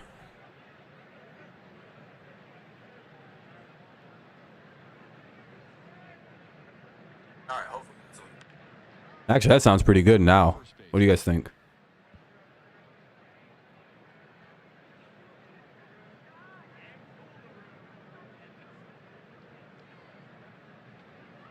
There we go. That sounds like it's pretty loud again, and like it has some bass again to it. There we go. That got some good responses. I was like, wait a minute, something's weird, like, but it's like just a little off. Oh shit. And that'll be a double for Riley Greene with a leadoff double for Riley Greene. That'll be.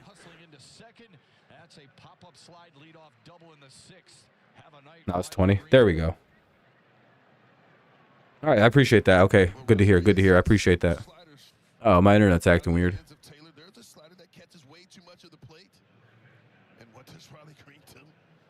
Okay.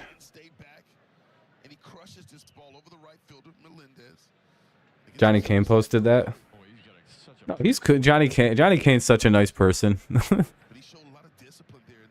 All right, here's Spencer Torkelson now with the runner at second. Yeah, that's ball up high. Remember his last at bat, Simo. 11 pitches before he singled. Yeah, these two guys.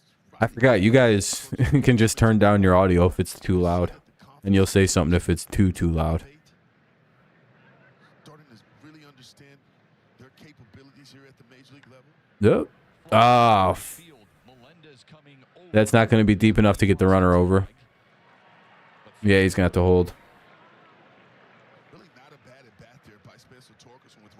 The Athletics moving, it was an inevitable thing, right? It seemed like they didn't want to give him a new stadium, something nicer, so it just seemed like the move was long coming for the Athletics. I hope they play better and start spending money. Yeah, that wasn't good. One away now with the runner at second. Here comes Vierling. Appreciate that, everybody. I appreciate the help on that. Yeah, the other team in Oakland that got moved to Vegas. I'm glad Vegas is just getting them all. The Athletics are ugh.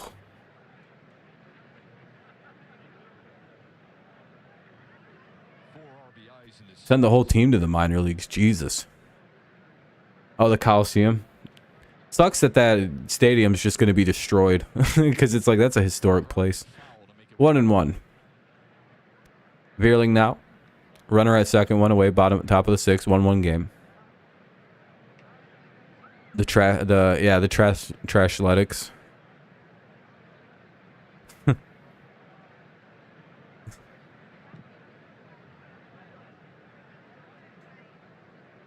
1-1. Ball 2 outside. I don't know. I don't want him to destroy it. I think there's some use you can get out of it. But again, it is kind of like an actual trash facility. It's like falling apart.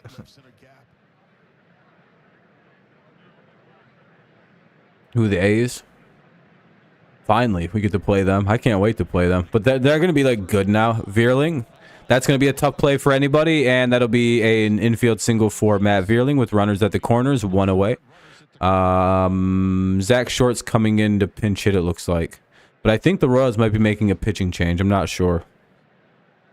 We got runners at the corners now with just one out, and Zach Short's coming up because, again, the Badu can't hit left-handed pitching for shit. Yeah. And not allowing Raleigh Greene to score. And honestly, I think Zach Short can actually maybe hit a sac fly here. So runners at the corners. Yeah, Lions Planet. We have a very good draft pick this year, too. Yeah, I would like that, too. Like a practice place, a place where you can do high school stuff. But again, it's kind of like full of garbage and it's falling apart as a stadium. They might have to take it down. I don't follow MLB draft enough to know anybody. There's a mound visit going on, but I don't know if they're making... No, they're okay. It's just a mound visit. All right, Zach Short is going to bat here. Taylor's up, so we have the lefty on righty matchup. We have the advantage. It's first and third, so all we got to do is bash into the outfield with one out. And Short's a pretty decent situational guy, so I'm guessing he's just going to try and hit a sac fly. Short has a really, like, he may not be the greatest player, but he knows how to, like, situationally thrive in baseball. In position, then we need to address. Probably long-term catcher. I don't know, outfield. Like, you probably draft just a really good young hitter. Like a good young outfielder, I think, or a good young infielder. Yeah, there's possums. It's infested with raccoons. It's a mess, dude. Zach Short. Oh, shit. I don't think he just hit a sac fly. I think Zach Short just hit a 3-run homer, and the Tigers go up 4-1. Hey, Zach Short was the right guy to pinch hit there, wasn't he? Let's fucking go. I don't think that was a sac fly. The bases are cleared, and Zach Short skips around third base, and he touches home to make it 4-1. What a twist. The Tigers go up 4-1 here in the top of the sixth with one away. We were just hoping Zach flipped it into left for like a little sack, and then he just kept going, and now we're up 3. Now we got to hold it. There we go. That fired the team up. 0-1 to Ibanez. 416 by Zach Short. That was a missile. Yeah, Harley, not only was it a big, like scale-wise home run, but it was a moonshot. Yeah, they have a bunch of giant rodent problems. The rats, it was bad. I think they actually have a cat problem that's actually keeping away some of the rodents. I actually don't know what the story is at that place. But there is one baseball stadium that's got a cat infestation. But they like the cats because it's keeping away all the rats. And possums and raccoons.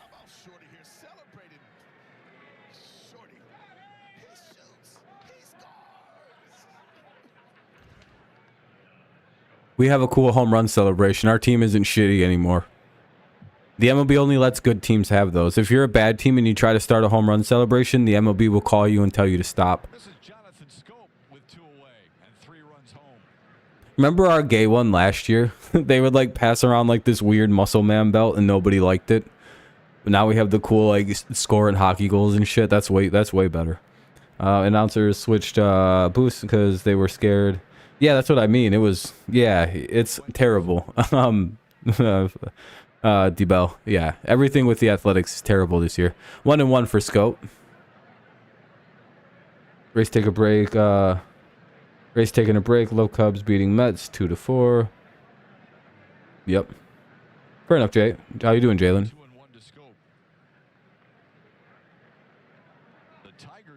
Yeah, Karam, we hit a 3-run shot.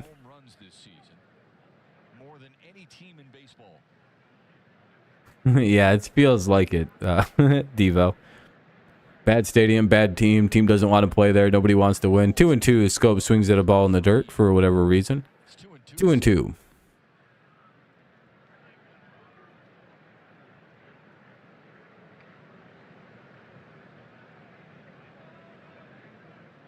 Didn't realize what, Debo?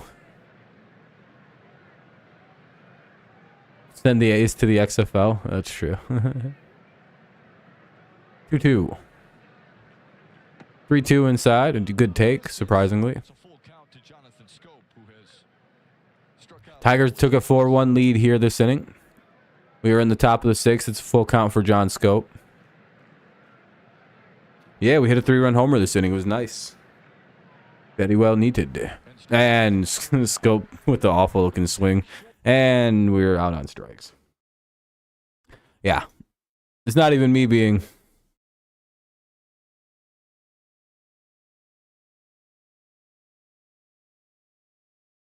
Damn it, the Patriots got in trouble.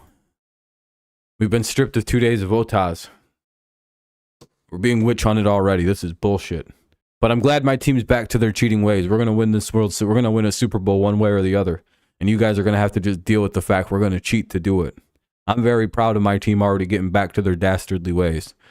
Good. I'm tired of having a squeaky clean image. That's for fucking losers. Almost just said the F word. And that would have got me in big trouble. Prado, Olivares, and Melendez. But see, I'm learning. I'm getting better. I'm catching myself. Yeah, I don't know why we don't like I understand like they're very scared of getting rid of Scope because of like other problems, but like they could send Maton down for a week or so.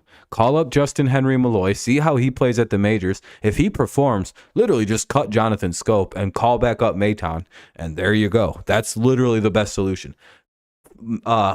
Justin Henry Malloy can play second and third just like Scope and Maton. He literally does everything Scope does way better, and he's like a by-trade third baseman, which is kind of what we need. Maton's second baseman. He can play that perfectly fine, probably better than he can third base, and we're good.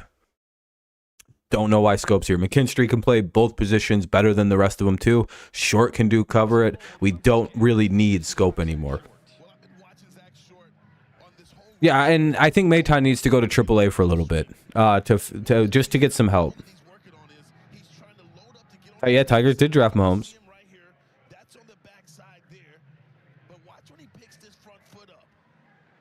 Yeah, Curtis, I'm a pro cheater in football. I don't care. In sports, really, too, I don't care. No one else does either. Nobody wanted any pitchers into, like, it's just nobody actually cares about cheating. It's just fun to joke about. Strike one, because when their team gets accused, it's just, it is what it is. But everyone acts holier than thou when their team doesn't get caught cheating. Yeah, it's fucking stupid. So I'm pro cheating, because at least I'm honest. 1-1.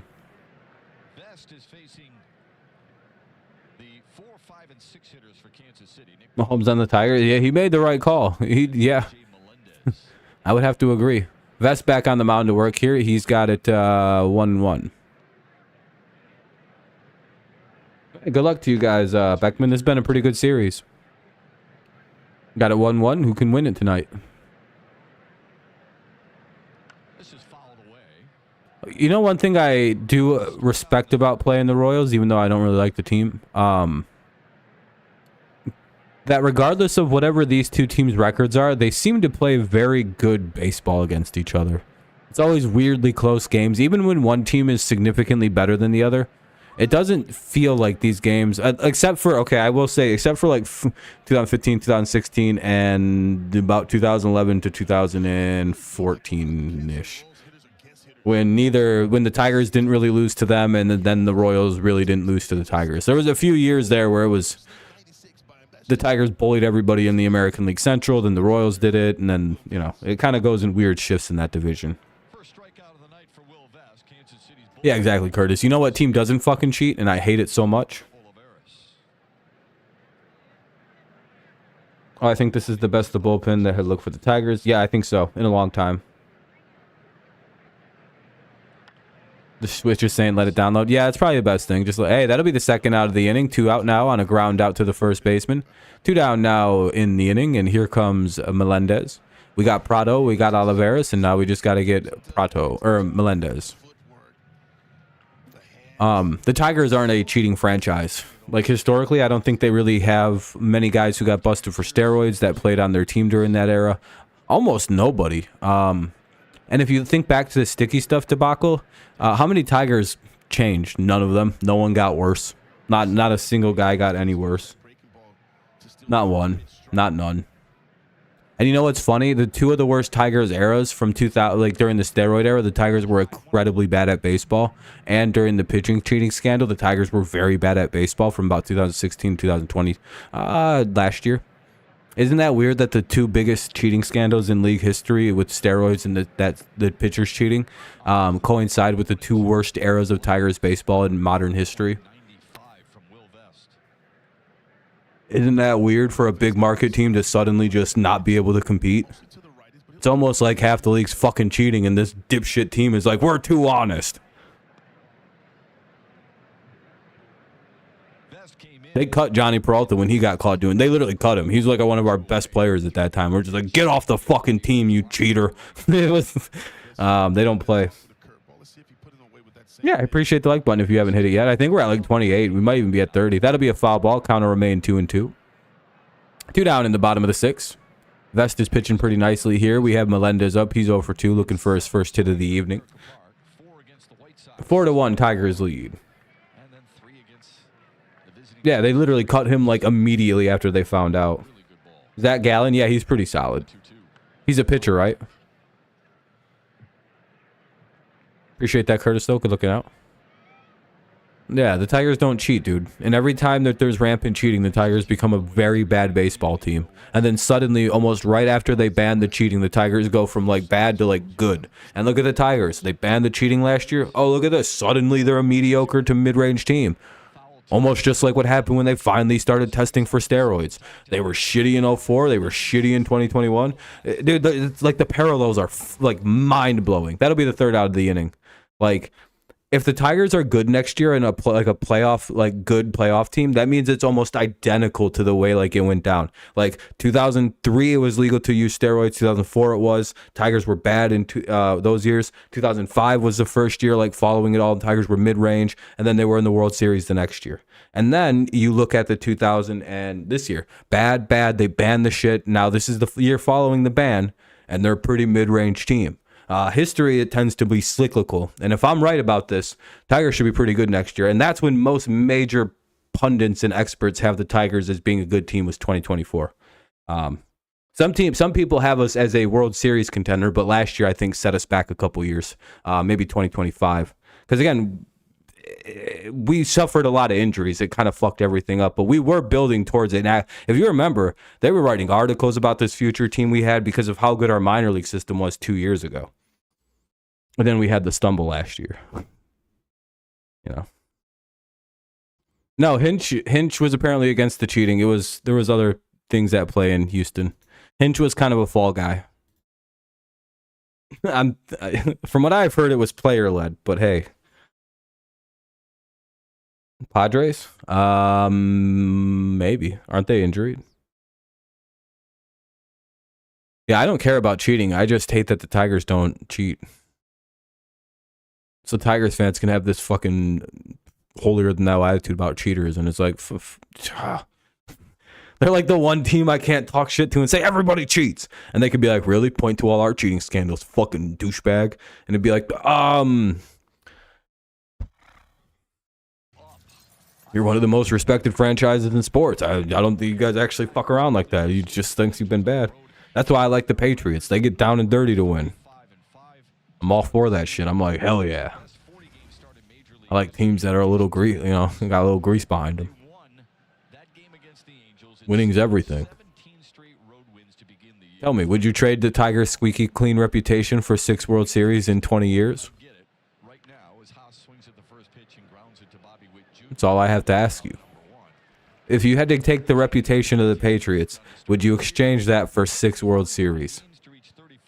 Just a small question. I would. Personally, I wouldn't give a fuck. I'd be like, yeah, give us that immediately. I wouldn't even, give us 6. I will be the shittiest shitlord for the next few years. Please, God. It was definitely magical. What is really impressive, though, is the 17 road wins. Yeah, I would do that in a heartbeat. Nobody wouldn't. All you had to do was go through 1 or 2 cheating scandals. What's up, Trey? Trey, that's I'm sorry to hear. I'm very sorry to hear. I was gonna make a joke, but now it wouldn't be appropriate. You came in right when I'm defending cheating, as always. Seems like a weird timing thing on that one. Or explaining why the Tigers always suck because they don't cheat. One of the squeakiest clean franchises in sports. Yeah, in real life. This isn't real life. These are games, baby. These are games played by 10-year-olds for the most part. This is fine to cheat at. Do you do cheat codes in video games? What's the difference? 3-1 here on McKinstry as he takes another pitch.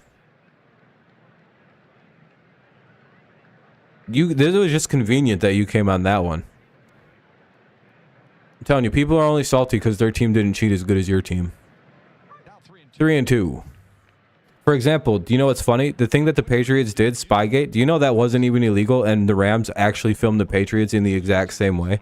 Do you know why nobody ever talks about the Rams filming us that way, the Panthers filming us that way, the Eagles filming us that way? Because we won those games. The story would be flipped the other way if we had lost one of those games, and those teams would be guilty of cheating too. They didn't ban that shit till 2006, 2007. We got in trouble for one game of Spygate. I hope you understand what Spygate was. It was one game for something they made illegal in 2006, 2007, and we did it against the Jets in game 1, and we got busted for it because Mangini snitched on us. That's Spygate. That is literally, the entirety of Spygate right there. You want to know why the NFL destroyed those tapes? Because it would have showed that everybody did exactly what the Patriots were doing. Because it wasn't illegal to film walkthroughs where the Patriots or anybody did it. The Rams are only pissy because guess what? McKinstry walked right there, so that'll be 1 on and 1 out here in the top of the 7th. Like, if the Patriots had lost, we would be able to bitch just like they do about the tapes. Sorry, Deba. I know, I'm ranting. No, Spygate wasn't even cheating. It was one game against the Jets. That was Spygate. That was our spying scandal. It was one game. It's the same thing we got in trouble for against Cincinnati. The exact same thing. We filmed from an illegal location. Spygate was a complete media exaggeration that we've been apologizing. Hey, that'll be a base hit. Baez gets on. 2 on and 1 away here in the top of the 7th. Deflategate. Have you ever heard of Boyle's Law?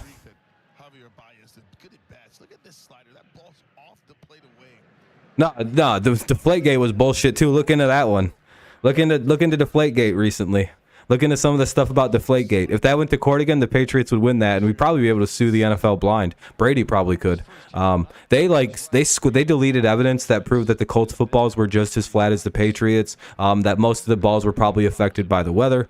And the Patriots probably just put the balls to minimum standards of air, and then the balls lost air due to the weather. That's literal physics. Like, dog, I learned. No one is causing a whole lawsuit or whatever. Yeah, exactly. No, D-Bell, that's literally what it was. That's literally what Spygate was. Look into it.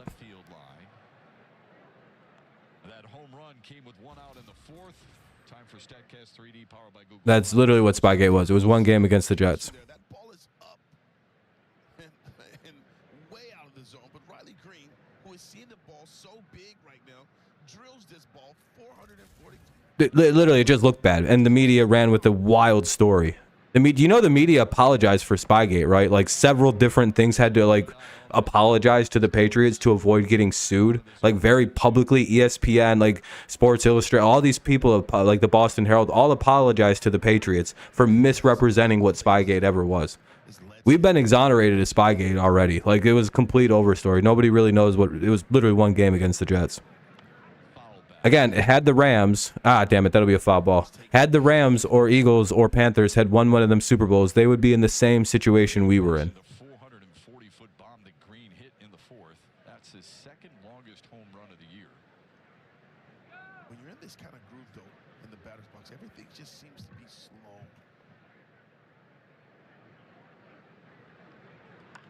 A chopper to second. They get Baez at second. The relay is in time to double up Riley Greene. Inning over. If you could go deep into the Astros cheating scandal, yeah. Yeah, you guys got in trouble for using electronic tapes to steal signs. That's what you guys got in trouble for.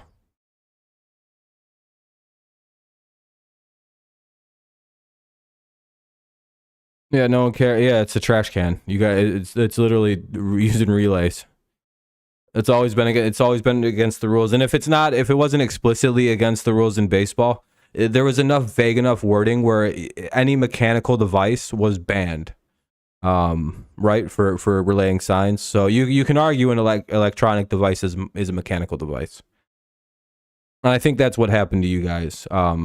I think that's what got you guys on the technicality, right?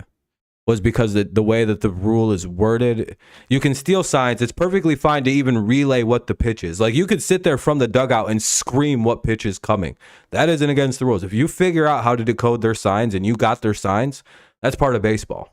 Like, that is, but like what the Astros were doing were filming it and then relaying it with with an electronic device, which is a mechanical device, which is actually, like, that's explicitly against the rules. Like, you can't like create a system that somehow records it or like captures what they're doing, and then, but like, you have to see it with your eyes, and then you can make as much noise as you'd like. The trash cans have always been legal.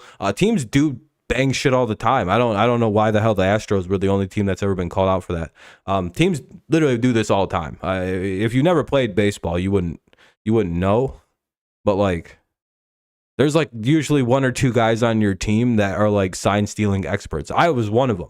I stole signs all the time and then would just scream them to my team. Like, it's one of them things you have to quickly pick up. You watch the coaches, and you try to figure out like what common thing are they doing when that specific thing happens. So like, it comes quick. You get them all usually within like the first run of a pitcher going through his pitches. When you start seeing repeat pitches, you kind of start like, oh, okay, that's their sign for this, that's their sign for that, that's the sign for this. And then you kind of trying to break it down and then if you notice they huddle, you just kind of start ignoring it and you just ignore the signs. But if you never see them huddle or anything, then you just you keep the sign stealing going.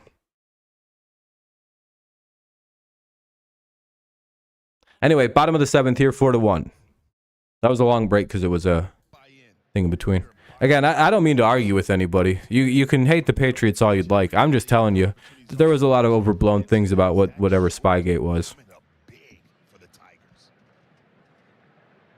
Third pinch hit home run of the year for Detroit. Plus, Eric Mangini's a snitch, so you can't ever really fuck with that. Short now playing behind Chase and Unless you like snitches. he gets the 7th, facing Freddie. Do you know that's why Eric Mangini doesn't have a job as an offensive coordinator in the NFL, despite being one of the more brilliant offensive minds in football? Or defensive? I can't remember what he did. Oh, no, not Shreve. 2-1. Hopefully he's good tonight. 2 playoff losses, fair enough. Yeah, they still have to travel tonight.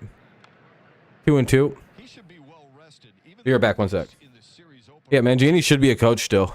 He's good enough to still be coaching. At least as a coordinator.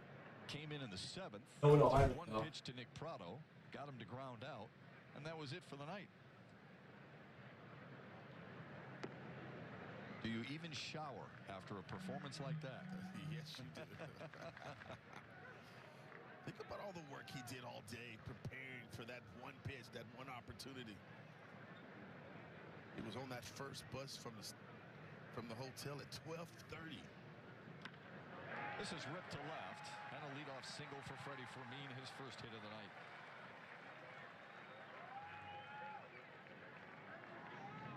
Here's our Xfinity 10 high-speed pitch. This Tigers bullpen this month has been the second best in all of baseball in terms of earned run average. A little elevated in April, but only the Padres relievers have been better in terms of earned run average. Had to walk it off. My legs were getting tired. Really impressed with the way they stay on the attack. They're not giving away many free passes. They win the race. Foul ball by Bradley Jr. Especially at the back end of that bullpen with Alex Lang and Jason Foley. They've got some wipeout pitches to put. Yeah, Mangini's just a snitch. No one, because every team is cheating. You want to know how I know every team cheats? Nobody wants to hire a guy like Mangini who will snitch you out for cheating. An honest franchise would hire Mangini. They're going to take the lead out at second, and that's all they'll get. They'll hold it. Probably smart hold. All right, so it'll be Bradley Jr. at first. And here comes Garcia. 1 on, 1 out. And here comes the 9-hitter.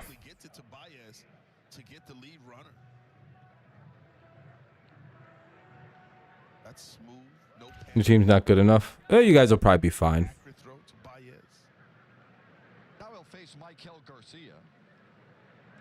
Oh, no. That's not good. 2 on here now with 1 away in the bottom of the 7th. Tigers need to get some outs here. And they turn the lineup over to Matt Duffy. Here's the top of the lineup. It's Duffy. I'm not a big Shreve fan. Need double play.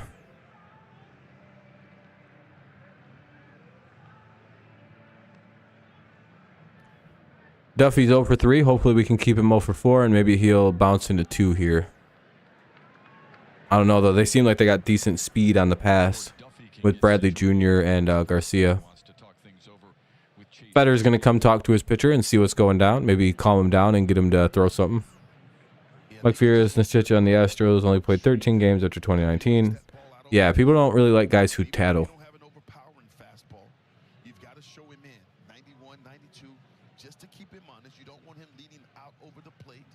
Well, he's also dealt with a lot of injuries, though, hasn't Fierce?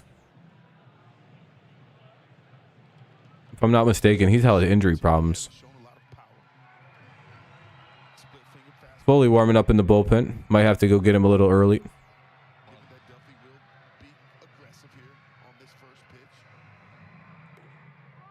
Probably need to get this W if you can hold on. Just got to get through the 7th. Uh-oh. We're going back on. First pitch is high and away. Boyd started, lasted 4 2/3. Anyway, 1-0 for Duffy. Worked a clean 1 1/3. Shreve here in the 7th. 1 out, 2 men aboard, and a 4-1 Tigers lead. Sorry, I'm a little quiet right now. I'm just trying to get something. I'm just trying to think of something. 1-1.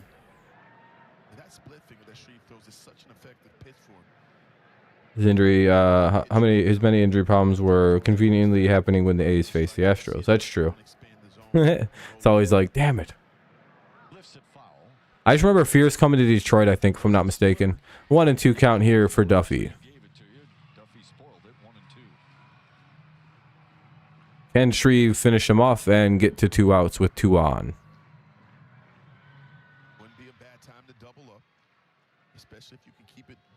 This will probably be his last batter because, well, no, I mean, all right, strike 3.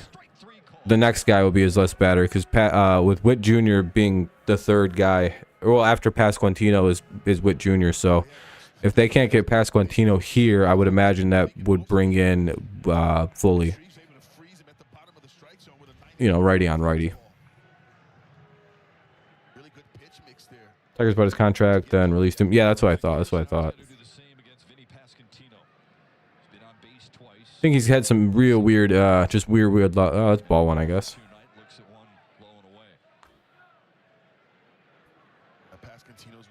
Tigers could use a quick out.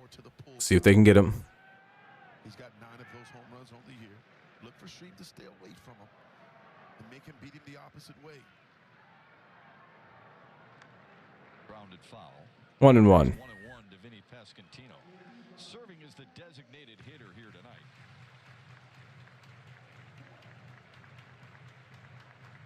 1-1.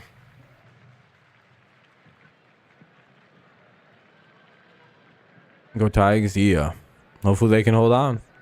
Big hole on the left side of the infield. Ah, shit. Fucking Shreve sucks. And that'll get a run in. Runner gets over to 3rd as well, so it'll be 1st and 3rd with runner with 2 down, though, in the bottom of the 7th. Tigers need to get a big out here with Bobby Witt coming up, so I would imagine that means Jason Foley's going to come in a little early.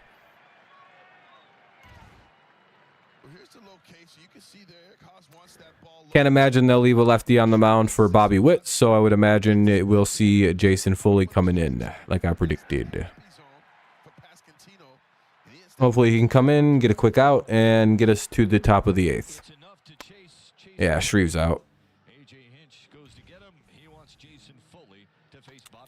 Yep, Foley's going to come in to face Bobby Witt. Not a real surprise there at all. Shreve a little upset, but, you know, he was never going to face this guy anyway. We'll go to a quick commercial break due to the fact that, you know, commercial break. And, yeah, we'll see how Witt does against Jason Foley.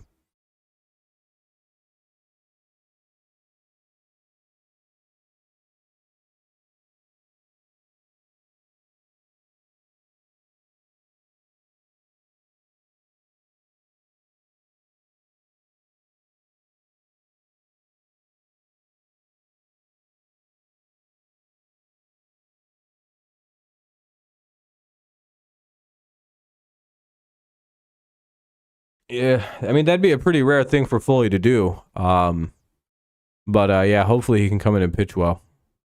Just stay the course to what he can do, what he's been doing all year.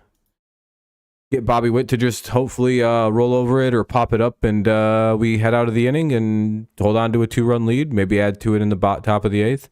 Foley pitches good again in the 8th. Shut it down in the 9th.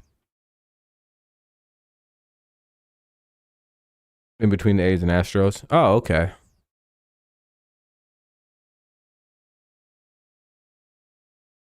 We had him before. Before the good times.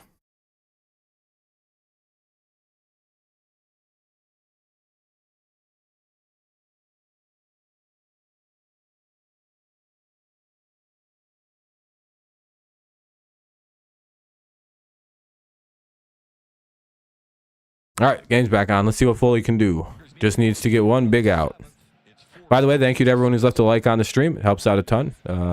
It's gotten people in, so appreciate you big times. If you can, if you haven't, consider doing so. Make you a little cooler. He's playing in the... Oh, that's pretty bad. Well, I don't know. That's a pretty good league. Probably pretty far from the MLB, though. Yeah, Tigers actually holding on a little bit. They just need to get a big out here. Foley's got to get one out with runners at the corners, 2 away. He will throw a slider down and away, but his go-to pitch. Here's Bobby Witt Jr. Can they turn him into Bobby Mid Jr.? And we'll find out. Comes set and throws. And that'll be fly out at the warning track. That's the 3rd out of the inning. Let's go. There we go. Foley, good job, buddy. Way to strand the little disaster there. Great bullpen by the Tigers. And yeah, it'll be Torkelson, Vierling, and short. Torkelson, Vierling, and short. Bottom or top of the 8th coming up. Tigers lead 4-2. They look to get one of their runs back this half inning, possibly. It is 4-2 Tigers with 4, 5, and 6. Torkelson, Vierling, and short. Good job by Foley. Good game here tonight. It's been a pretty decent little edge to this game. Always good games at this point between the Royals and Tigers. They're not too distant in talent. Tigers a little bit better, obviously.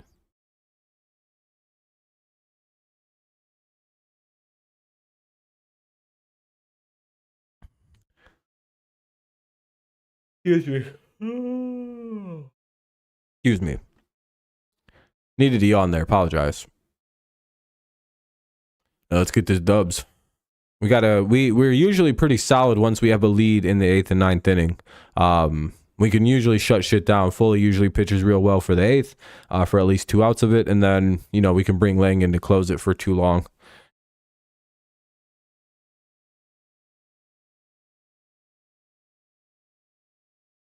I just remember the story of the first time an electronic was used to relay signs. It was so ridiculously obvious in the story of how it happened. Oh, yeah.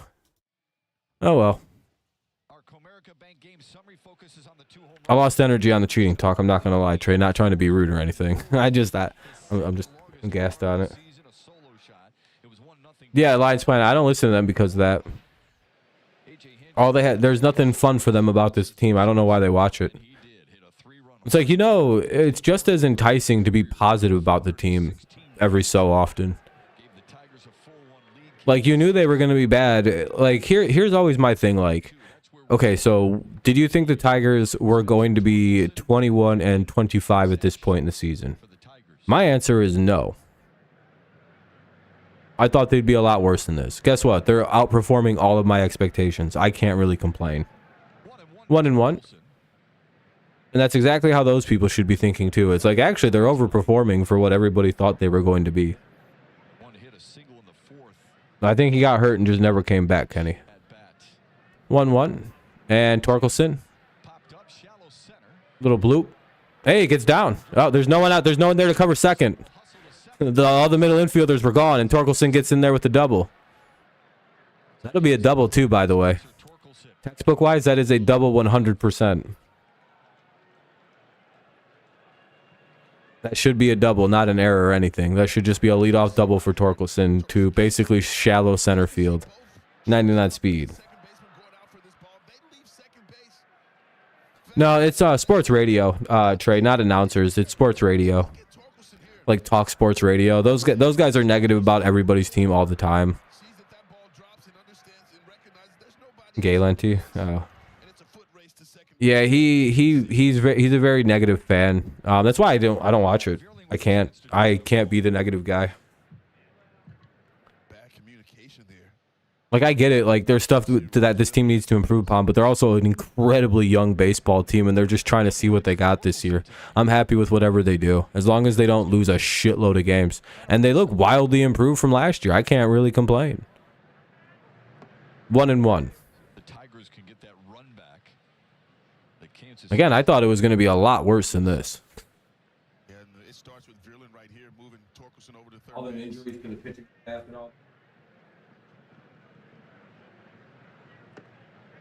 Actually seem to have Torque and everybody back on track to developing well. That's why you're seeing Wigren really crowd Verlin with fast. Oh, yeah, Kevin. He understands what he's trying to do. Again, could they be better? Yeah, of course. You know, we're not pretending like this is like some super team. But again, a lot of people thought this team might be 10 wins worse than, or one of the worst teams in the league, and we're not this year. So Beerling almost beats it out, but he doesn't. So it'll be 1 on, 1 out, runner at second, and now up is Zach Short, who had a 3-run homer in the game.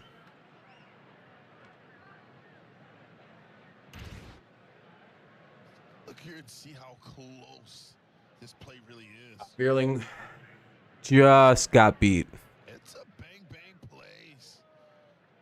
Just missed out by Beerling. Down the line. Look at Got him by about a half a step, or about a half inch. to make that play. Yeah, they're not going to challenge it. So Veerling retired. And here's Zach Short. Showed you his heroics. That's a good no challenge right there. Here's Short. First pitch is outside. Ball 1, I guess. Nick Maton has grabbed a bat. Games and yeah, exactly, Kevin.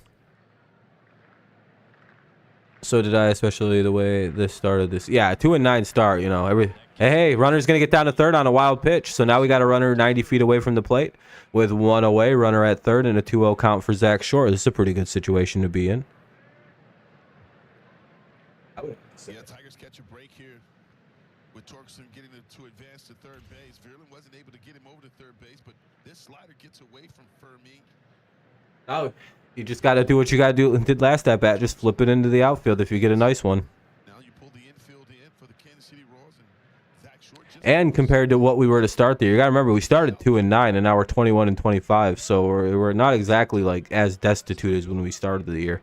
We like I said, I remember when we lost our 9th game, and I think our 2-9 start's a fluke, because all 9 of them losses, except for like 2 of them, had 1 inning. Like, we'd play flawless baseball, and then we give up 7 runs in 1 inning and lose like 9-2. It was just the most asinine, it was not sustainable to keep losing like that. There was no way we were that bad. And they'll call strike 1. 3-1 now on Short. It was a fluke start, in my opinion. That's what I immediately called it. Played all of our hardest on that inside part of the plate. He's trying to jam Zach Short with the infield drawn in. Fouled away. All the way. Full count now. Yeah, if we were healthier, if our pitching was better at the start of the year, it could have been different, but we couldn't. We had one bad year all the time. Be right back. I'm going to go grab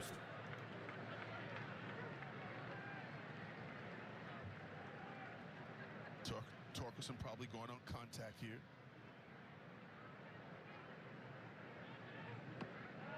Draws a walk. Good pinch hit night for Zach Short, huh? 3-run homer in the 6th. Now draws a walk in the 8th. Runners at the corners for Nick Maton.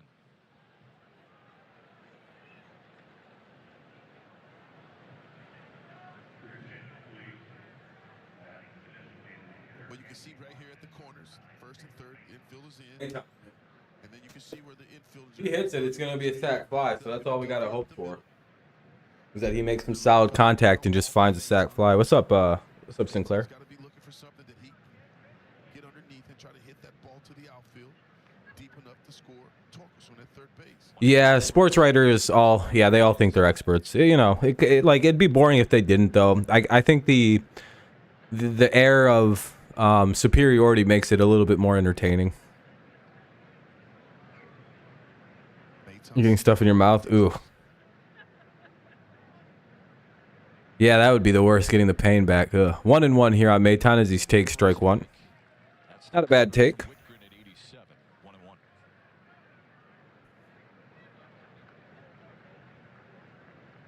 Here's what I always say though, Sinclair. If those guys were actually experts, which is why I always take what the media says with a grain of salt, they'd be working for a team making 6 digits, you know? Like, you make a lot of money as a talent scout for a team. 1-2.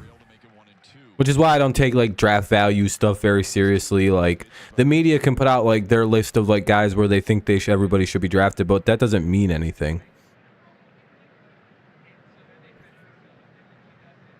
Their fans, yeah, their fans can be, dude, I'm telling you, the fans are brutal in Kansas City. Ah, foul ball. AJ starting short at first base, trying to stay out of the double play.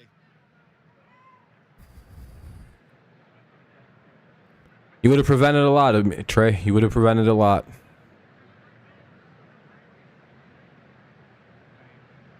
And it's not all Kansas City fans or Chiefs fans. It's the ones that like both of them that are just wild sometimes. Ah, fuck. That'll be a shitty out. Yeah, we are kind of a rival, though. I don't know. Like an old rivalry. Yeah, good communication there with Bobby Witt Jr. and their left fielder, Oliveras. That'll be two. Oh, Jesus Christ. Over the shortstop there. That leaves it up to Jonathan Scope. Correa, yeah. It's been a tough night for God, now. Scope in his first start in the series.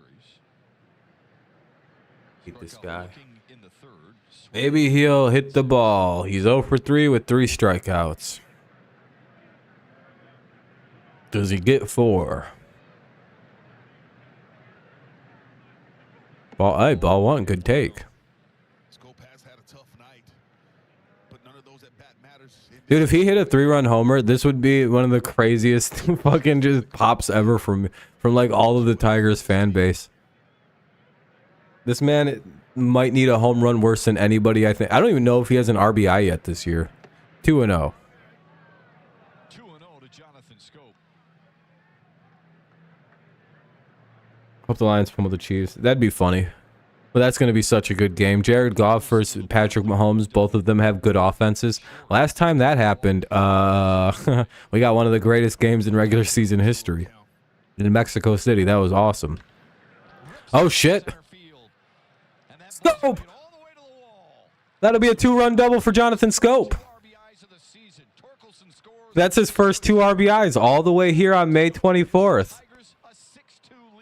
Look at Big John Scope with his first 2 RBIs all the way in on May 24th. Reminds you guys of the day that Scope has had.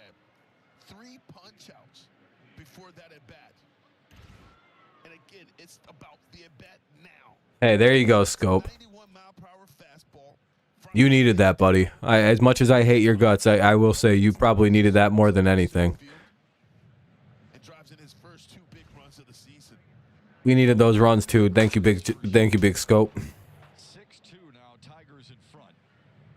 Hey, whatever. We needed. You can see it in his fucking face. He needed them runs. Maybe he can finally do something. God, he needed that. I think he just said I needed that really bad. I don't read lips, but I think I just seen the word bad. I think he said I needed that bad. That was one hell of a slump Scope was just in. That was crazy. I wonder when his last RBIs were. Yeah, I mean, I honestly, you know what though? Whenever Scope does come out of a slump, he does turn into Mega Scope. You guys know what I'm talking about, right? Like those 2-3 weeks in the season when Jonathan Scope turns into a monster. I wonder if that's about to happen. Usually it starts something with something innocuous like a double like that. Then all of a sudden he's just bombing home runs for like a week. And then they sit him and he sucks again. And it's like, AJ, why'd you do that? Run him till the brakes fall off. Whoa, what a take. 1-2 here. Top of the 8th. The Tigers get 2 more runs across on a 2-run double by Scope of all people. It's 6-2 Tigers. 2 away. He probably did just gain it all the weight back. He just probably stopped all the shit he did last year.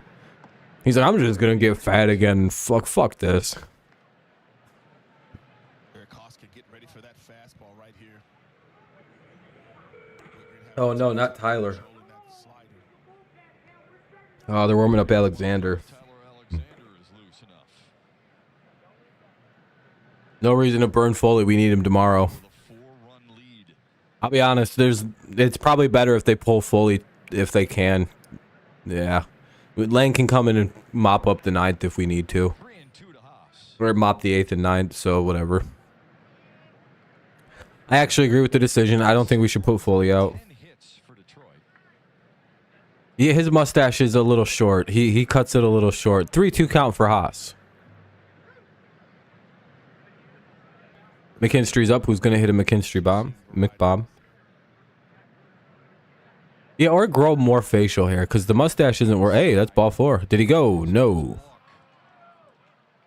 You're going to say he didn't go, so we'll get a base runner. Back to the top of the order and Zach McKinstry. Did you guys hear the funny thing? Did you guys see my short today that I made?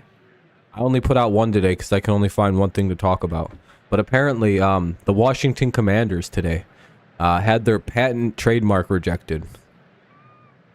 Patent/trademark for the Washington Commanders because someone else is already ahead of them in line for the same patent for the Commanders or has already received it. It's not very clear which of the two. So now the Commanders have to go meet with this guy. The new owner has to go meet with this guy and try to let him have the team name. And if he says no, but he's already very open to giving them the team name. He just wants to get something out of it. And so more than likely they'll stay the Commanders. But if they can't come to some kind of deal, Washington might have to change the fucking name again. They didn't get the trademark. The name saga's back on, folks. Runners at first and second, 2 away, top of the 8th, 6-2 Tigers lead. There was already big talks that the new owner might change the name anyway, by the way. If you didn't know that, like, there's rumblings that the new owner might just not go with Commanders. They might revert back to the football team for a year and pick a new team name. And by the way, I'm not kidding about that. There's like major rumors that they might change the name again because I don't think the new owner likes the name. I think the Red Wolves is one of the names or like the Red Tails, which is a very popular in Washington name. The Plains Red Tails or something like that. It has to do with war. No, the guy doesn't like. The guy's a Commanders fan. I'm pretty sure. Like he's like a lifelong. The guy who's buying the team is like a Washington fan. Yeah, I think he just hates the name like everyone else. Again, no one's really opposed to name changes. It's just don't pick a stupid fucking name. If you have a cool name like football, nobody bitched about the football team. Remember this. There was a couple people that cried like babies about it, like what they cry about everything. But the football team was well received. Nobody liked the fucking Commanders.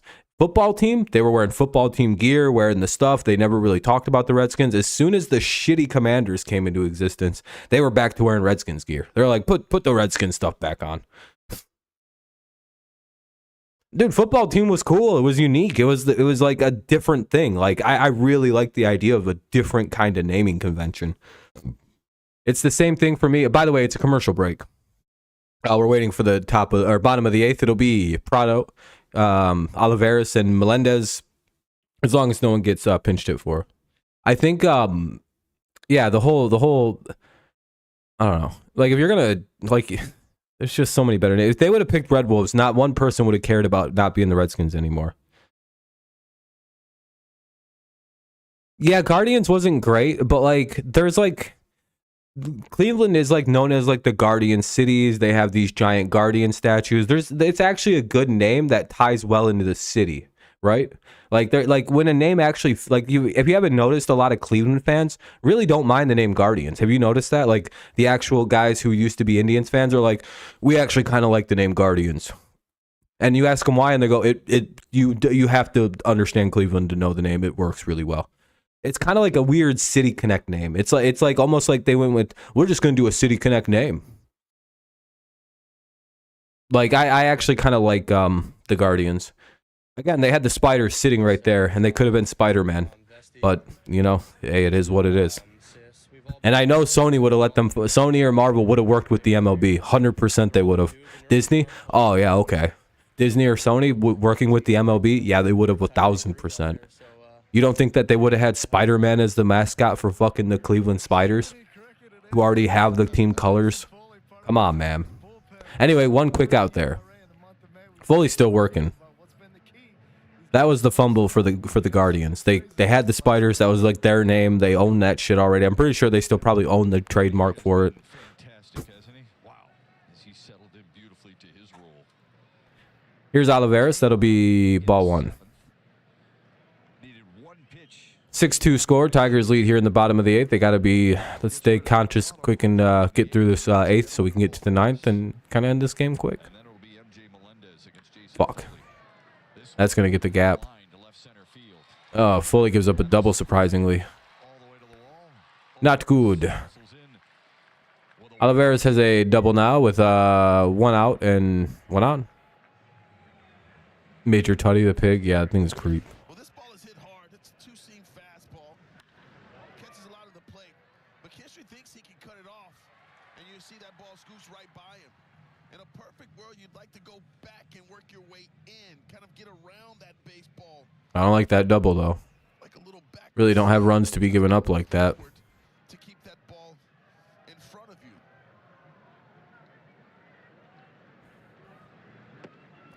you. Ball one. Oh, we're getting squeezed. side, and it's 1-0. Cleveland baseball team started out Grand Rapids. That's a cool piece of history. 0 for 10 in this series with 6 strikeouts in the series against Detroit. Ah, fuck, that'll get a run in. Well, Foley gives up a rare run. That'll be 6-3, so it's back to a safe situation here. Let's hope the Tigers can get out of this now with the runner at first, 1 away, and now 6-3. Foley needs a ground ball pretty good here. The Grand Rapids Rippers. That was their original name. Then they go to Cleveland and become the Spiders for 1 year.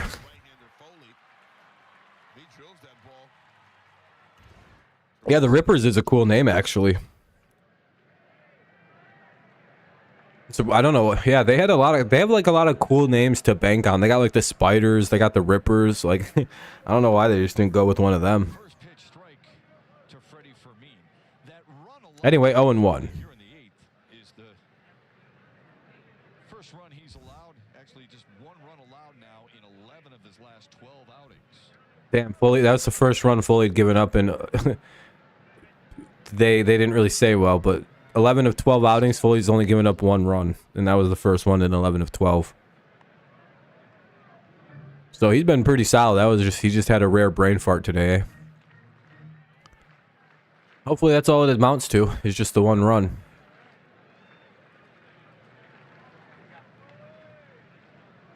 Yeah, but Rippers is objectively the better name.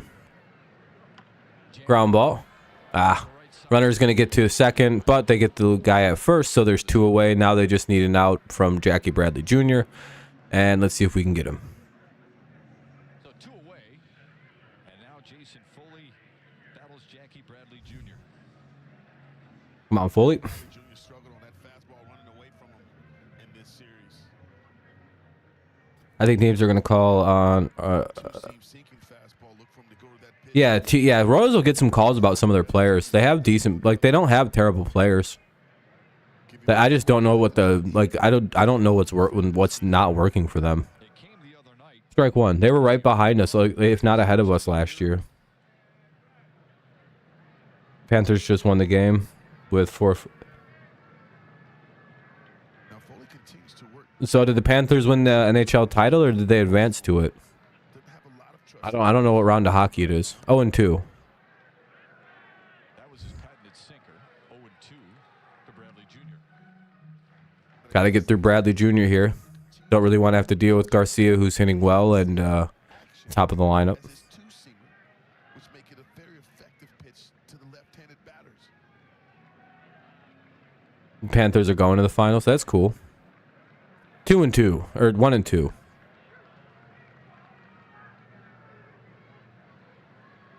Cool. I didn't even know. I don't really know how hockey works, I'll be honest. Not a 1-2. Oh, come on with this fucking squeezing on us today.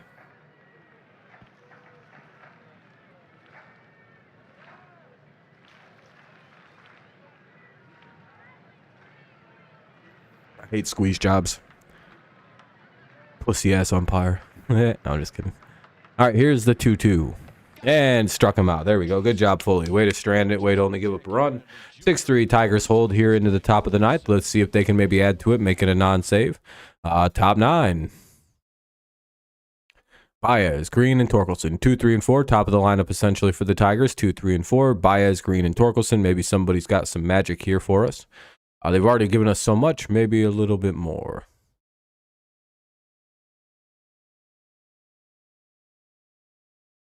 I'm rooting for the Panthers then, right?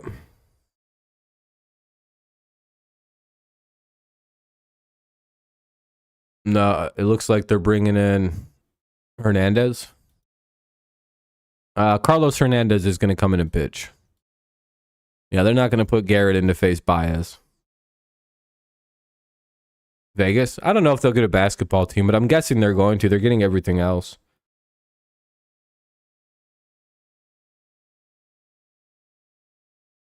The Panthers are the 8th seed.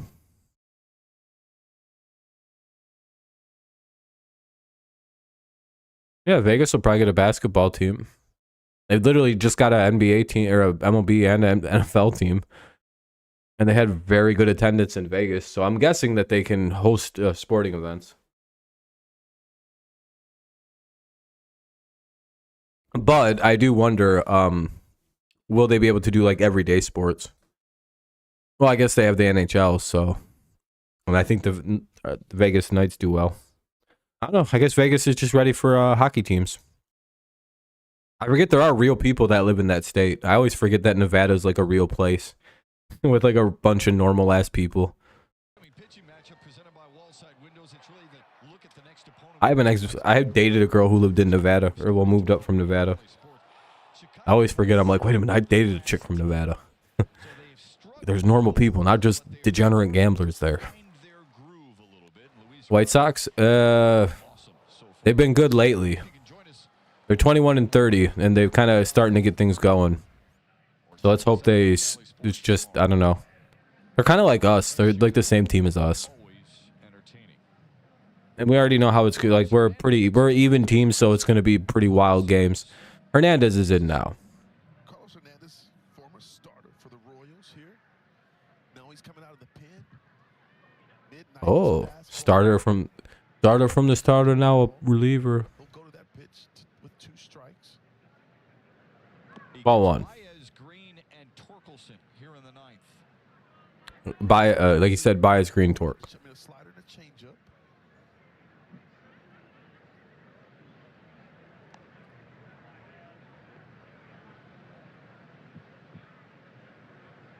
Baez a single for 4 tonight. Oh, let me see. I'm just looking at something real quick. I apologize for the typing noise. That'll be ball 2. I struggle with his command. So if you're patient, you'll get a good pitch to hit. Oh, I don't think I typed that right. 2-1, tipped it. 2-1 to Baez. I didn't type that right. Don't you just love when you accidentally like flick a key when you're typing in a password? I hope so, Trey. 500's avoided us like the plague. That'll be 2-2. Four-seamer at 100 from Hernandez. Can't do nothing with that pitch, Shep. At 100 miles per hour, paint it down and away. He's got pretty good stuff, doesn't he, Simo? Yeah, struck him out. One away. Here comes Riley Greene. He's had a pretty good day, too. He's been on board 3 times. A couple extra base hits, Simo. All right, well. Hitting with tremendous amount of rhythm and timing. One away. Here's Riley Greene, who's got a double and a home run in this game. Better pitches to hit, and now that he's getting good pitches to hit, he's not missing. He really hits the Royals quite well in his career. Fouled it away. 0-1. 1 out. A batting average over 360. So here's a pitch. It's strike 2. Not ideal. Alex Lang's warming up. Here comes Mr. Turtleneck himself, getting ready. For the ninth, Kansas City will have the 9, 1, and 2 hitters scheduled for Alex Lang. 1 and 2 to Greene.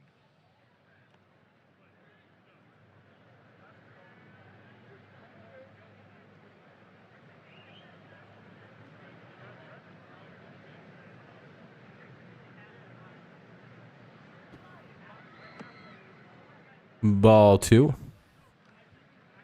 As long as they reach 500 by All-Star break, they got a good shit. Yeah, exactly. And then it becomes the weird question of, do they just kind of hold pat? Maybe, I don't know what they do at the deadline, or who they'd trade for, what they'd give. Like I think they just hold pat, get rid of, like, sell the guys you got to sell, and it may be kind of shitty to deal with, but no reason to hold on to Erod or Javi if they're good at the All-Star break. Unless we're actually like weirdly good. If we're over 500, then maybe. But if we're just at 500, let it go. Maybe we'll just get better. Sometimes that happens for teams. They'll trade away like 2-star players and suddenly they're like unstoppable. It's just, I've seen this happen. The A's have done this regularly. I don't even know how they've done that. Foul ball, kind of remain full. Well, you could. I mean, when a guy's throwing 101 miles per hour, and you can see that he's a little bit erratic in the batter's box, that can be intimidating for some hitters. But Riley Greene is just. But yeah, if they can get to 500 in the next few days, that'd be awesome. White Sox will make it tough. Ah, fuck. Strike 3. White Sox are always tough for us. Again, because when we start talking about velo. Yeah, Baez should be. Like, Baez has a decent contract. So does he. Like, they have 2 decent contracts that can be moved, especially if they keep playing like they are right now by the All-Star break. We should be able to get decent things because, again, their contracts aren't too big and they have decent control left. It's not too bad. 0-1.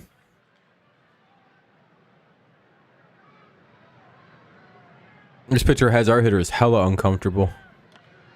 0-2. You can pretty much eliminate the breaking ball, the slider. Top 9, 2 away. Top 9, 2 away. 0-2 count. Tigers lead 6-3. They're looking to add some runs here before they head to the bottom of the 9th and try to get a save. We'll see if they can pull it off, though. 0-2 on Torque.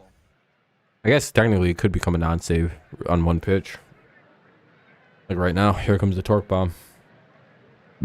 Don't even need to look. I can predict it without looking. Oh, he struck out. Well, we head to the 9th. Alex Lang wants the 9th. He will get the 9th. And the Royals 9, 1, and 2 hitters. all right. I guess we'll head to the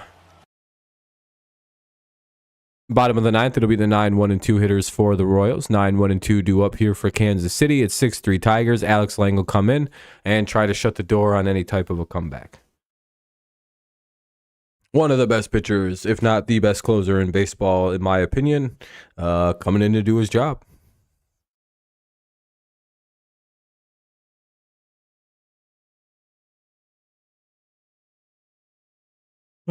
Great, man.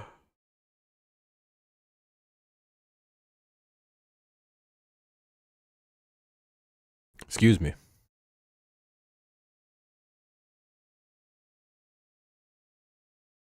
Come on, game. Hurry up. Get to the 9th. Nobody wants to watch people build houses and pick up trash. It's put the game on.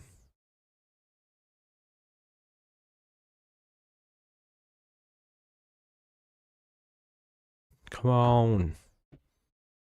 Come on, come on. 6 o'clock news, say somebody been shot. Put the game on. Again, it'll be Garcia, Duffy, and then Pasquantino. 9, 1, and 2 for the Royals. Those guys have hit pretty well today. Garcia is 2 for 3. Duffy's 0 for 4, so he's ahead of us tonight. 2 for 3 as well as for Pasquantino, and Witt's also 1 for 4. So they've gotten a lot of their hits from those guys tonight. 5 of them. 5 of their 8.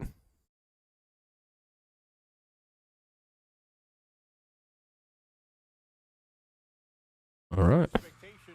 Dun-dun-dun-dun-dun. Dun, dun, dun, dun, dun.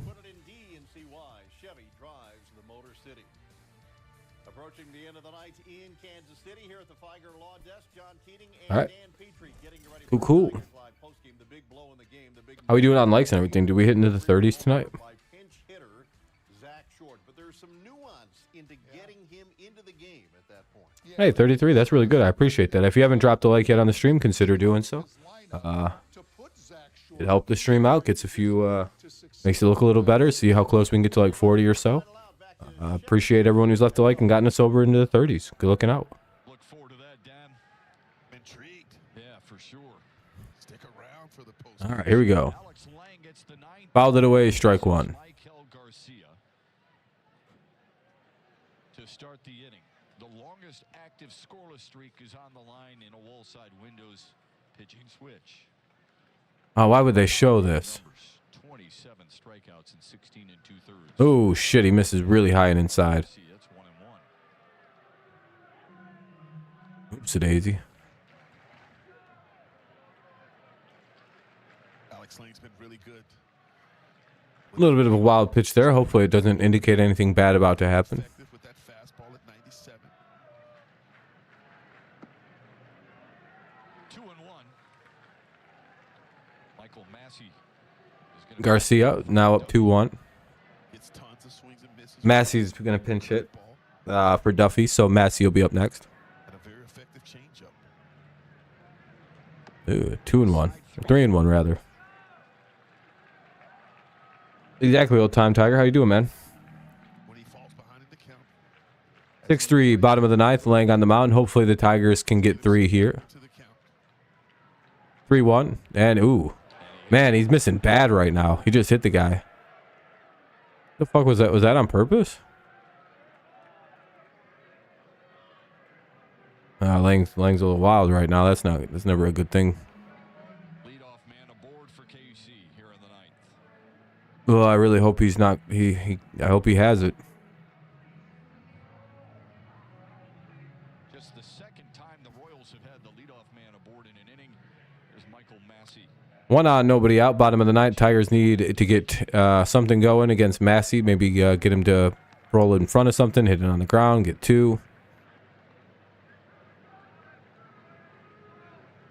Wasn't the best sequences of pitches from Lang. Hopefully he settles down.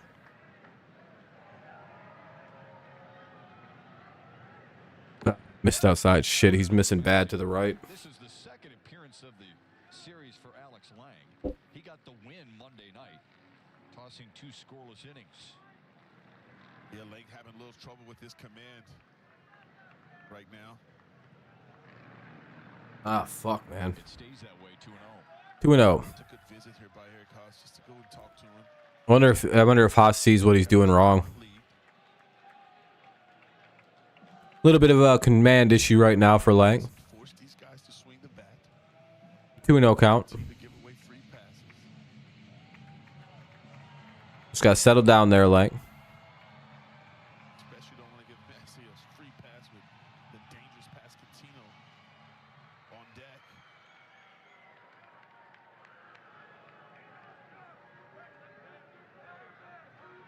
There we go. 2-1. Good pitch there. There we go, Lang. Pasquantino's on deck. Be nice to go up against him with 2 outs and nobody on. Got good pop. Here's a pitch. Popped it up. Should be an out. Short. And there we go. 2 away. Or 1 away. Sorry. 1 away. We were talking about the command of Alex Lang. It's a 2-1 pitch, but look at that location there. Challenging Massey with a good fastball Here's Pasquantino. on the black Got some late movement on it, didn't it? He's got some really good late movement on all of his pitches. That's why he's been so effective. Vinny Pascantino stands in. Fuck. Right field line. That'll get down. That'll be at least 2. Runner's going to get to at least third, and it'll be second and third with 1 out, and this isn't looking so great. Hopefully Lane can shut this down. Thanks to the double from Vinny Pascantino. Just need to get Bobby and Prado. Let's see if we can get an out. Most dangerous hitters in this lineup. There's a fastball at 94. Didn't really want to have to deal with this guy. That's what I was hoping to fuck. And Pascantino doesn't miss this ball. A lot of times those balls don't make it to the catcher's glove. Not the best pitch by Lang. Hopefully we can pitch around this and get things back to a good spot for us. Losing some weight because he's walking so Fetter comes out and talks to his closer. Pascantino with a 3-hit night, and he's been on Oh, hopefully we can finish this out. How do they game plan for Bobby Witt Jr.? But with Lang's ability to miss bats and get swings and misses, I feel like it's important for him to establish inside. Again, Witt Jr. struggles on the ball on the inner half. With the Heat win tomorrow, both team in Miami market. Oh yeah, the Florida Panthers. Or he can use that breaking ball just to get ahead of the catcher. That's true. Florida's having a good run of sports right now. Bobby Witt Jr. might be sitting breaking ball given the success rate of the curveball from Alex Lang. Neither team has any mound visits left. 1 hit for Witt Jr. tonight. Takes 1 inside. A run isn't a bad thing. We just got to get outs. You can trade an out for a run right here. Just got to get this out. You have 3 runs to play with, so both these runs can essentially score, and it don't mean shit. We just got to get the out.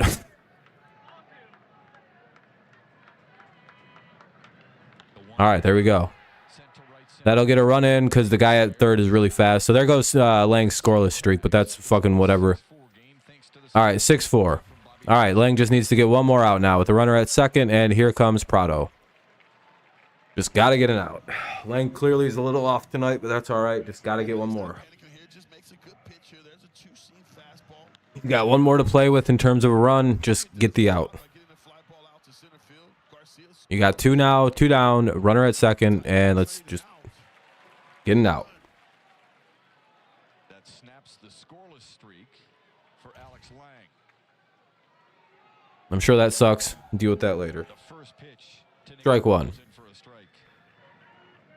Oh, hopefully we can get Prado. Nick Prado. Is his brother Martin Prado? Or Martin Prado or whatever? Side 1-1. Ball 1. Fuck. Come on now, Lang. Shut her down. Prado's powers to the pull side. Lane's got that good curveball that he throws quite often to the left-handers. 2-1. 1 outside. 2-1.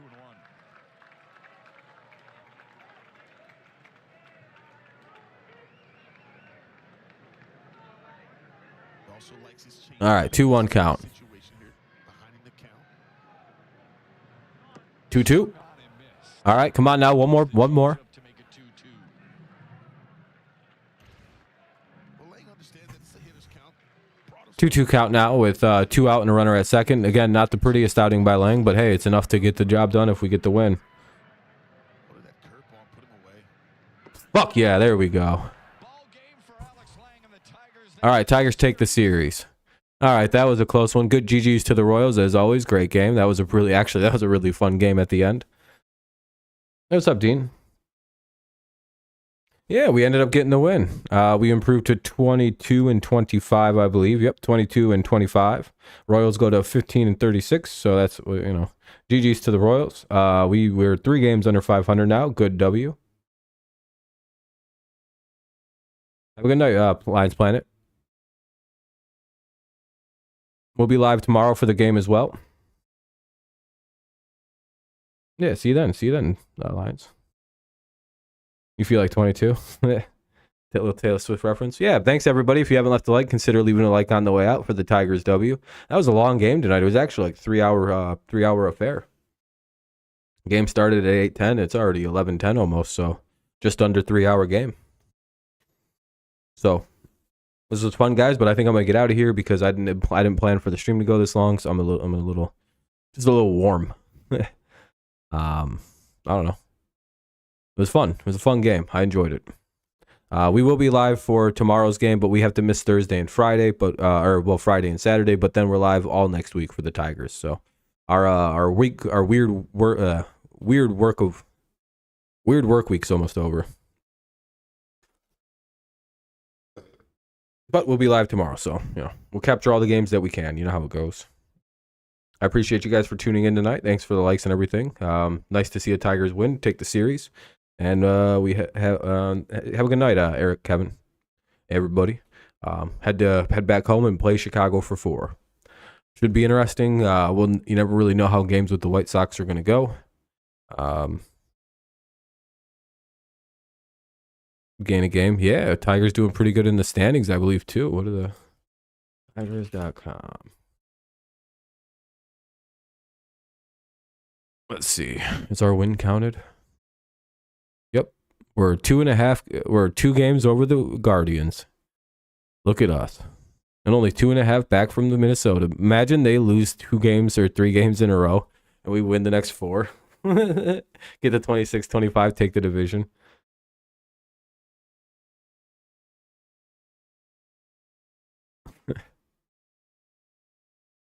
Run differential was only -49. Not bad.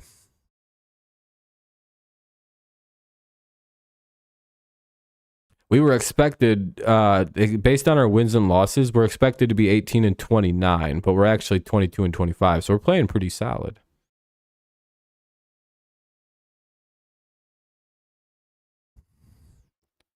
Cool. All right, guys. Well, I appreciate y'all. Have a good rest of your night. I'm going to get out of here because my nose is bothering me, and I'm just feeling kind of... But all right, guys. I'll see you guys tomorrow night. Have a good rest of your evening. Go Lions, go Tigers, and of course, it's always go Patriots. I said it backwards today, but... Yeah, a Tiger. Nice win for the Tigers. All right, everybody. I hope you guys enjoyed the stream this evening. I hope you guys have a good rest of your night. I will talk to you tomorrow for the White Sox game. Hope to see you there. If not, I'll see you when I see you next. As always, go Tigers, and what a win. Have a good night. Have a good night.